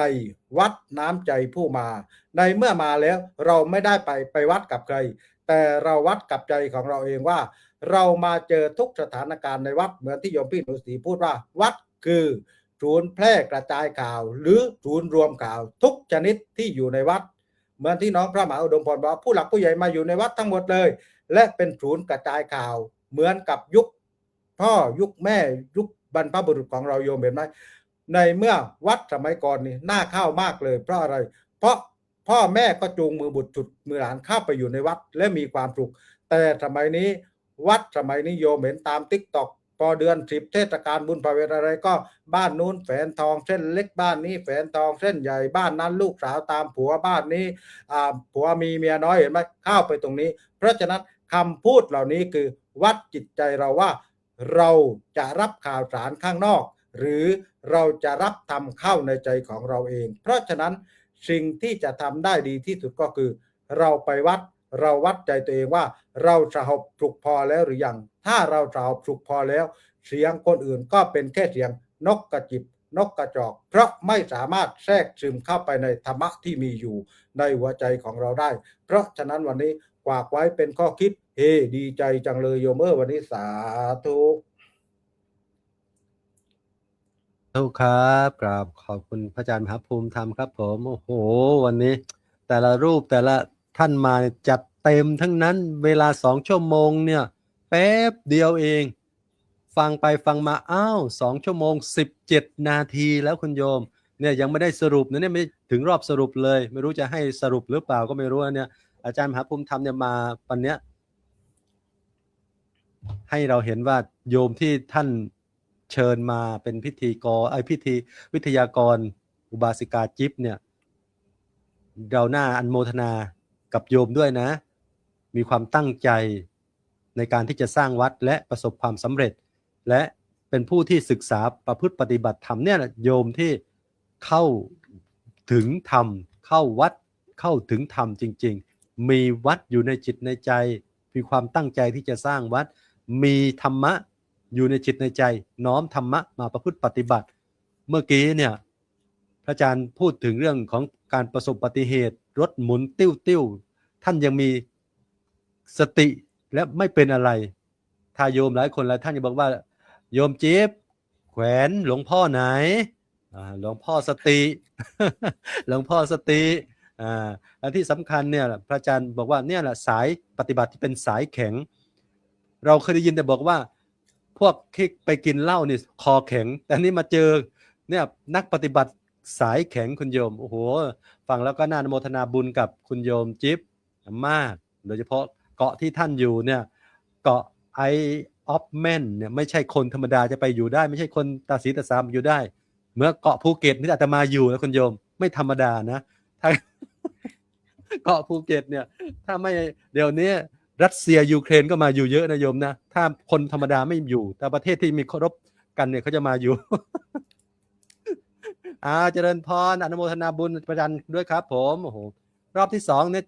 ให้รูปละ2 นาทีนะครับผมสรุปประเด็นสำคัญในวันนี้แล้วก็ข้อคิดข้อธรรม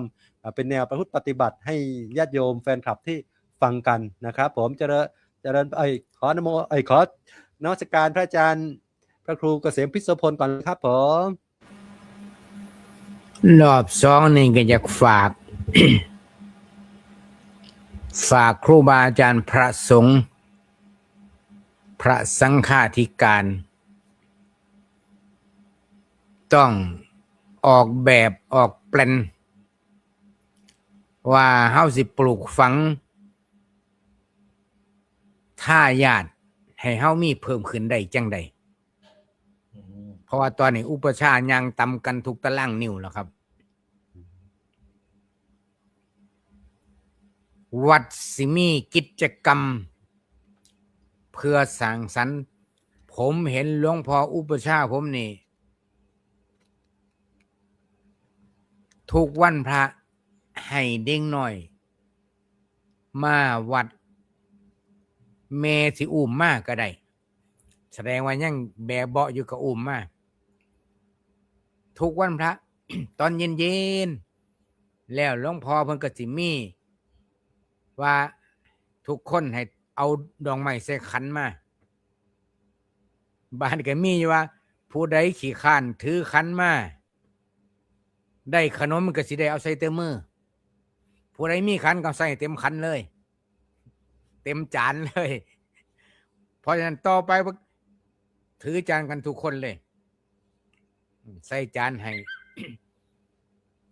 ได้หยังอย่างน้อยๆเด็กน้อยมีความทรงจำเห็นพระสงฆ์เห็นวัดเห็นศาลาการประเรียนฝังมาแต่อ่อนแต่ออกณปัจจุบันนี้เป็นผอ.ก็เยอะแล้วครับที่มากินขนมที่ว่านี่และเป็นสายเลือด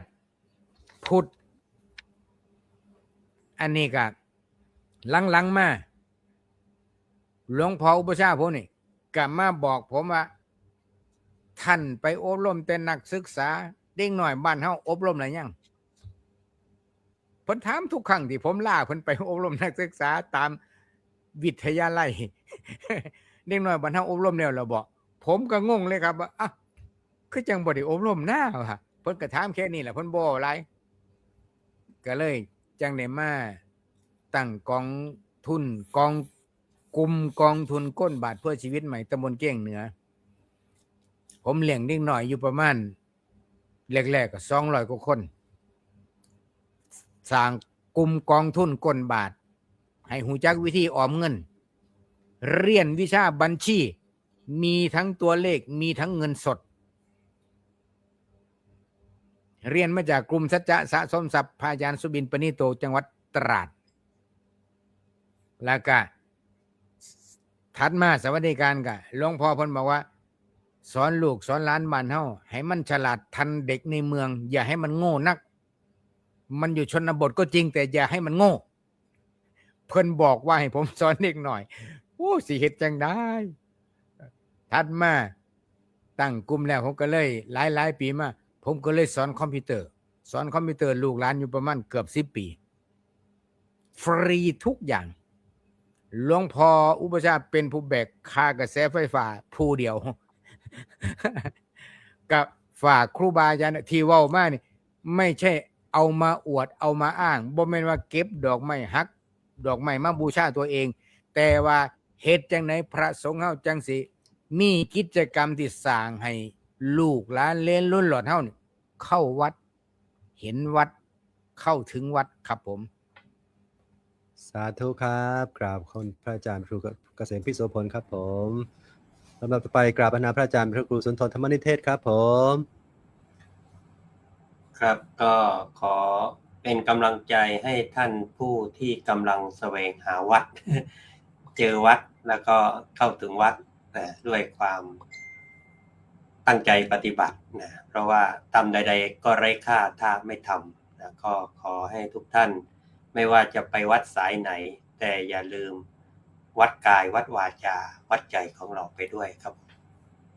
สาธุครับกราบคุณพระอาจารย์พระครูสุนทรธรรมนิเทศครับแล้วต่อไปกราบพระนามพระอาจารย์พระมหาพีระพงศ์ครับผม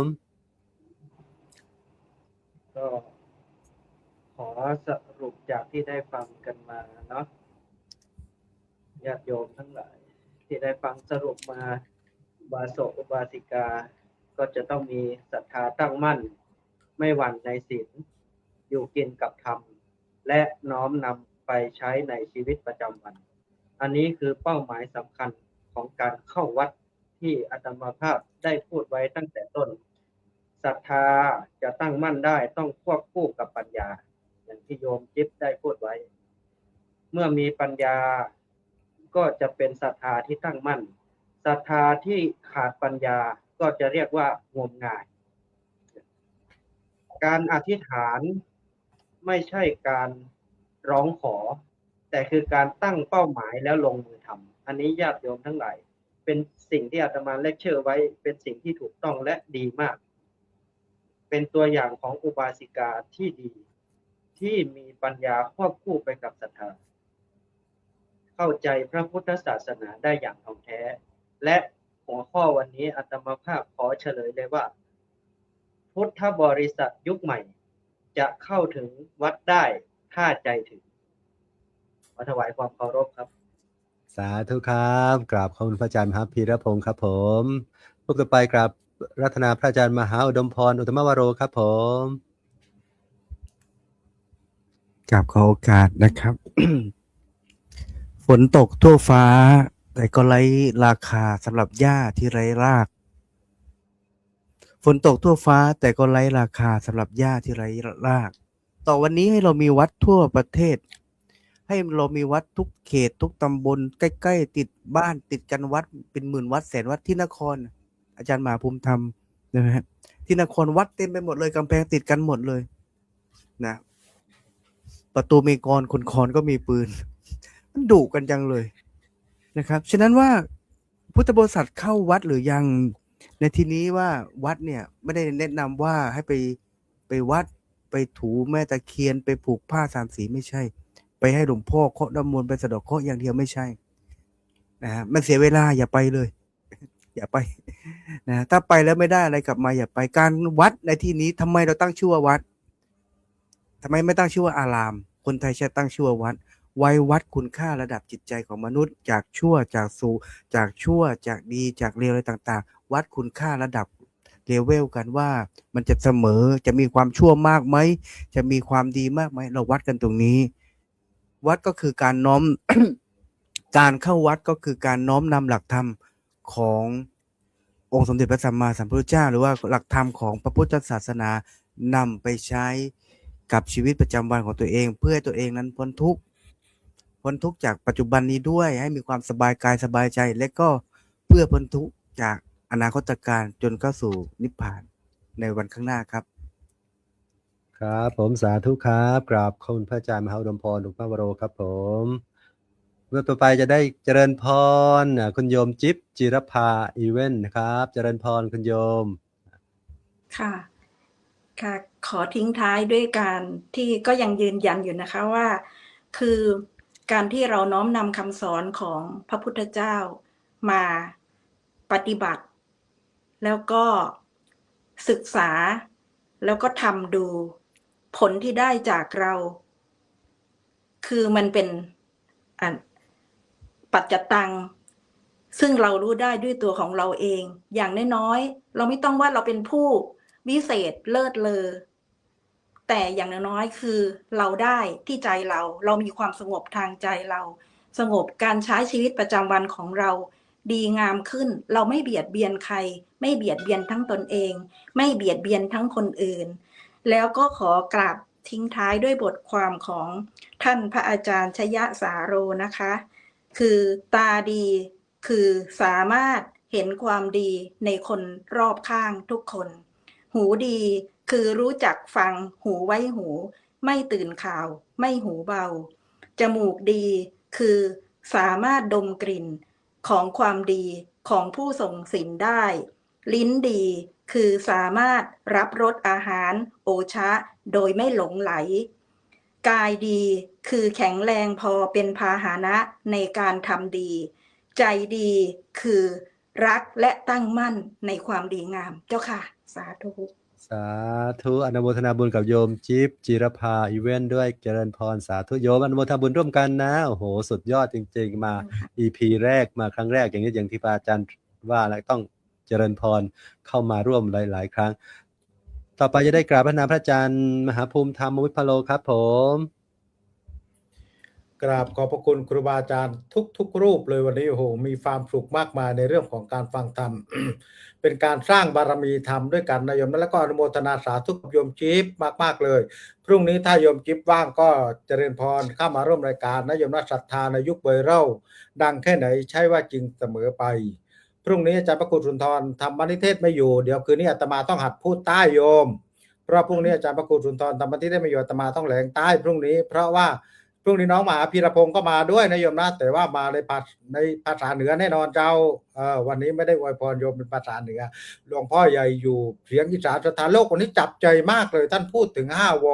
5 วัดที่ท่านพูดวันนี้อาตมามีความสุขมากเลยแล้วก็ดีใจเป็นการเปิดรายการเป็นการต้อนรับโยมจิ๊บวันนี้ปาเข้าไปการสร้างบารมีธรรมเหมือนที่โยมคมชานมาลาบอกว่า2 ชั่วโมงครึ่งอะโยม2 ชั่วโมงครึ่งเป็นการจัดรายการที่รองจากทอดแจ้งเพราะฉะนั้นคือครูบาอาจารย์ที่มาแต่ละรูปมีหน้าอิ่มบุญกันหมดเลยเพราะอะไรมีความสุขที่ได้พูดธรรมะให้โยมฟังอาตมาก็เช่นเดียวกันเมื่อไหร่ที่โยมเข้ามาฟังมาให้กำลังใจแล้วก็นั้นเนี่ยแต่ว่าหนักใจนิดหนึ่งเพราะว่าคืนนี้ต้องหัดพูดใต้เนี่ยต้องฟัง YouTube เนี่ยพูดภาษาใต้เพราะพรุ่งนี้อาจารย์พระครูสุนทรไม่อยู่อาตมาต้องพูดใต้ถ้าจะให้น้องหมาอุดมพูดน้องหมาอุดมพรก็พูดไม่ชัดโยมพูดไม่ชัดนะไม่ใช่ไม่ชัดนะพูดไม่ชัดเพราะฉะนั้นอาตมาก็ต้องหัดเองคืนนี้แต่หวังว่าในการพูดใต้ของอาตมาคงจะไม่แหกโค้งนะโยมนะเพราะฉะนั้นวันนี้อนุโมทนาสาธุกับเสียงตามสายทุกชนิดเสียงตามสายมีวิทยุด้วยนะโยมจิ๊บหลายสถานีเลยทั่วประเทศไทยเลยเนี่ยเพราะฉะนั้นในวันนี้ก็อนุโมทนาสาธุบุญกับญาติโยมทุกท่านเพราะพุทธบริษัทยุคใหม่เข้าถึงวัดแล้วหรือยังน้องพระมหาพีรพงศ์ทิ้งท้ายไว้ว่าเข้าถึงถ้าใจถึงนี่คือสำคัญเลยพระใจใหญ่ใจสำคัญที่สุดมโนบุพังขมาธรรมานี่คือนักเรียนบาลีนี่คืออนาคตของพระพุทธศาสนาอีกรูปหนึ่งนะโยมที่นำธรรมะจากพระไตรปิฎกมาเสิร์ฟตรงถึงธรรมะในอากาศเหมือนสร้างวัดในอากาศเหมือนที่ครูบาอาจารย์กำลังทำอยู่ในขณะนี้เพราะฉะนั้นวันนี้สมัยนี้ไม่ใช่ธรรมะเข้าไม่ถึงคนนะโยมนะแต่โยมหลายล้านคนไม่จะเปิดใจฟังธรรมะนั่นเองเมื่อไหร่ที่โยมเปิดใจฟังธรรมะเหมือนกับเปิดกะลาให้หญ้ามันโผล่เพราะเมื่อไหร่ที่หญ้าโผล่รับแสงอาทิตย์ก็อาจจะเจริญรุ่งเรืองต่อไปแต่เมื่อไหร่ที่อยู่ใต้กะลาไม่มีใครไปเดินไปสะดุดกะลานั้นหญ้าก็ที่อยู่ในกะลาก็จะตายไปโดยอัตโนมัติตามอัตภาพแต่เมื่อไหร่ที่เปิดกะลาให้หญ้ามันโผล่หญ้านั้นได้รับแสงอาทิตย์ก็คือได้รับรู้รสพระธรรมหญ้านั้นก็จะเจริญเติบโตยิ่งใหญ่เหมือนในอนาคตอันเองเพราะฉะนั้นสำหรับการฟังธรรมคืนนี้แฮปปี้มีความสุขทุกท่านไม่ได้พูดอวยพรอะไรมากมายเพราะธรรมะที่เราฟังวันนี้รักษาใจฮีนใจทำให้เรามีความสุขสัพพะรักสังธรรมรโสชินาติรสแห่งธรรมย่อมชนะรสทั้งปวงสาธุครับผมสาธุครับกราบขอบคุณพระอาจารย์พระภูมิธรรมมุปิปาโลครับผมโอ้โหวันนี้ถือว่ารายการของเรามาถึงช่วงท้ายของรายการทั้งหมดทั้งปวงพุทธบริษัทยุคใหม่เข้าถึงวัดหรือยังตอนนี้ฟังครูบาอาจารย์พร้อมกับฟังคุณโยมจิ๊บแล้วโยมก็จะได้คำตอบอยู่ในที่เราฟังกันมาทั้งหมดทั้งปวงอย่าปากให้โยมทุกคนทุกท่านเราเป็นพุทธบริษัทร่วมแรงร่วมใจที่จะรักษาพระศาสนาร่วมกันทำหน้าที่ของความเป็นชาวพุทธที่ดีภิกษุภิกษุณีอุบาสกอุบาสิกาทำหน้าที่ให้เต็มที่เต็มพลังเต็มกำลังเพื่อยังพระศาสนาไว้ต่อไปพระพุทธเจ้าฝากไว้ศาสนาไว้กับพวกเราทุกรูปทุกคนทุกท่านนั้นในค่ำของคืนนี้อาตมาภาพพระครูสมุทรสมพรญาณวุฒโธ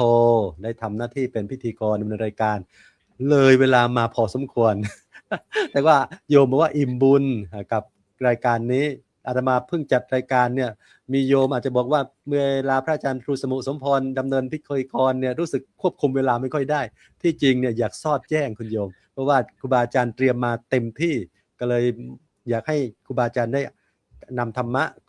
มากล่าวให้ญาติโยมได้เต็มที่เช่นเดียวกันหากมีสิ่งหนึ่งผิดพลาดประการใดกับผมได้กราบขออภัยครูบาอาจารย์พระธรรมวิทยากรทุกรูปแล้วก็อนุโมทนาบุญกับญาติโยมทุกคนทุกท่านเหมือนเดิมและกับบัดไว้จะได้ กราบพระนาพระอาจารย์พระครูเกษมพิษโสพลได้ปิดรายการครับผม ขออนุโมทนาบุญกับญาติโยมผู้ฟังธรรมทุกท่านทุกคนขอให้บุญรักษาอย่าลืมบุญแล้วก็ระลึกถึงบุญบ่อยๆได้พละได้อานิสงส์บ่อยๆขอให้สุขสมหวังดังปรารถนาโดยกันจงทุกท่านทุกคนเทินขอเจริญพร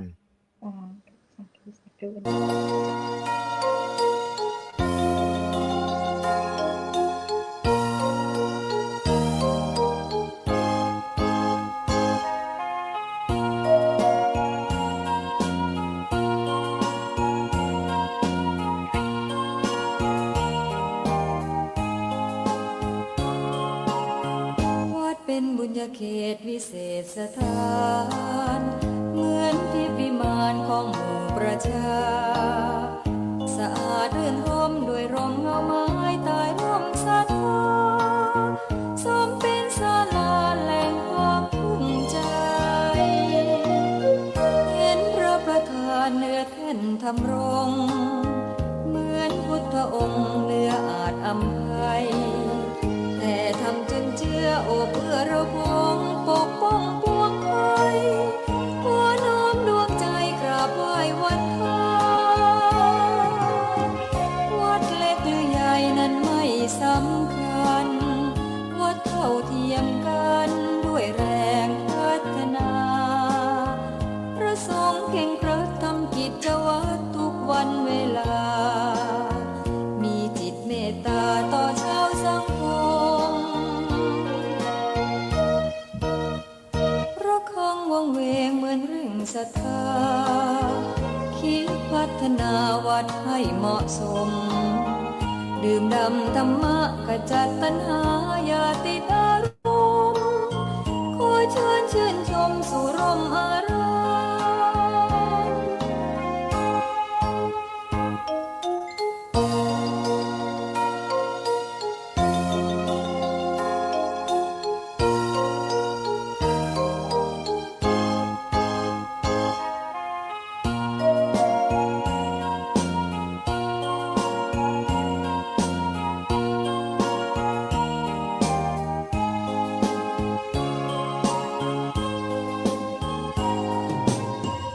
วัดเล็กหรือใหญ่นั้นไม่สำคัญวัดเท่าเทียมกันด้วยแรงพัฒนาพระสงฆ์เข่งครัดทำกิจวัตรทุกวันเวลามีจิตเมตตาต่อชาวสังคมระฆังวังเวงเหมือนเร่งศรัทธาคิดพัฒนาวัดให้เหมาะสมดื่มด่ำธรรมะขจัดตัณหาอย่าติดอารมณ์ขอเชิญชื่นชมสู่ร่มอา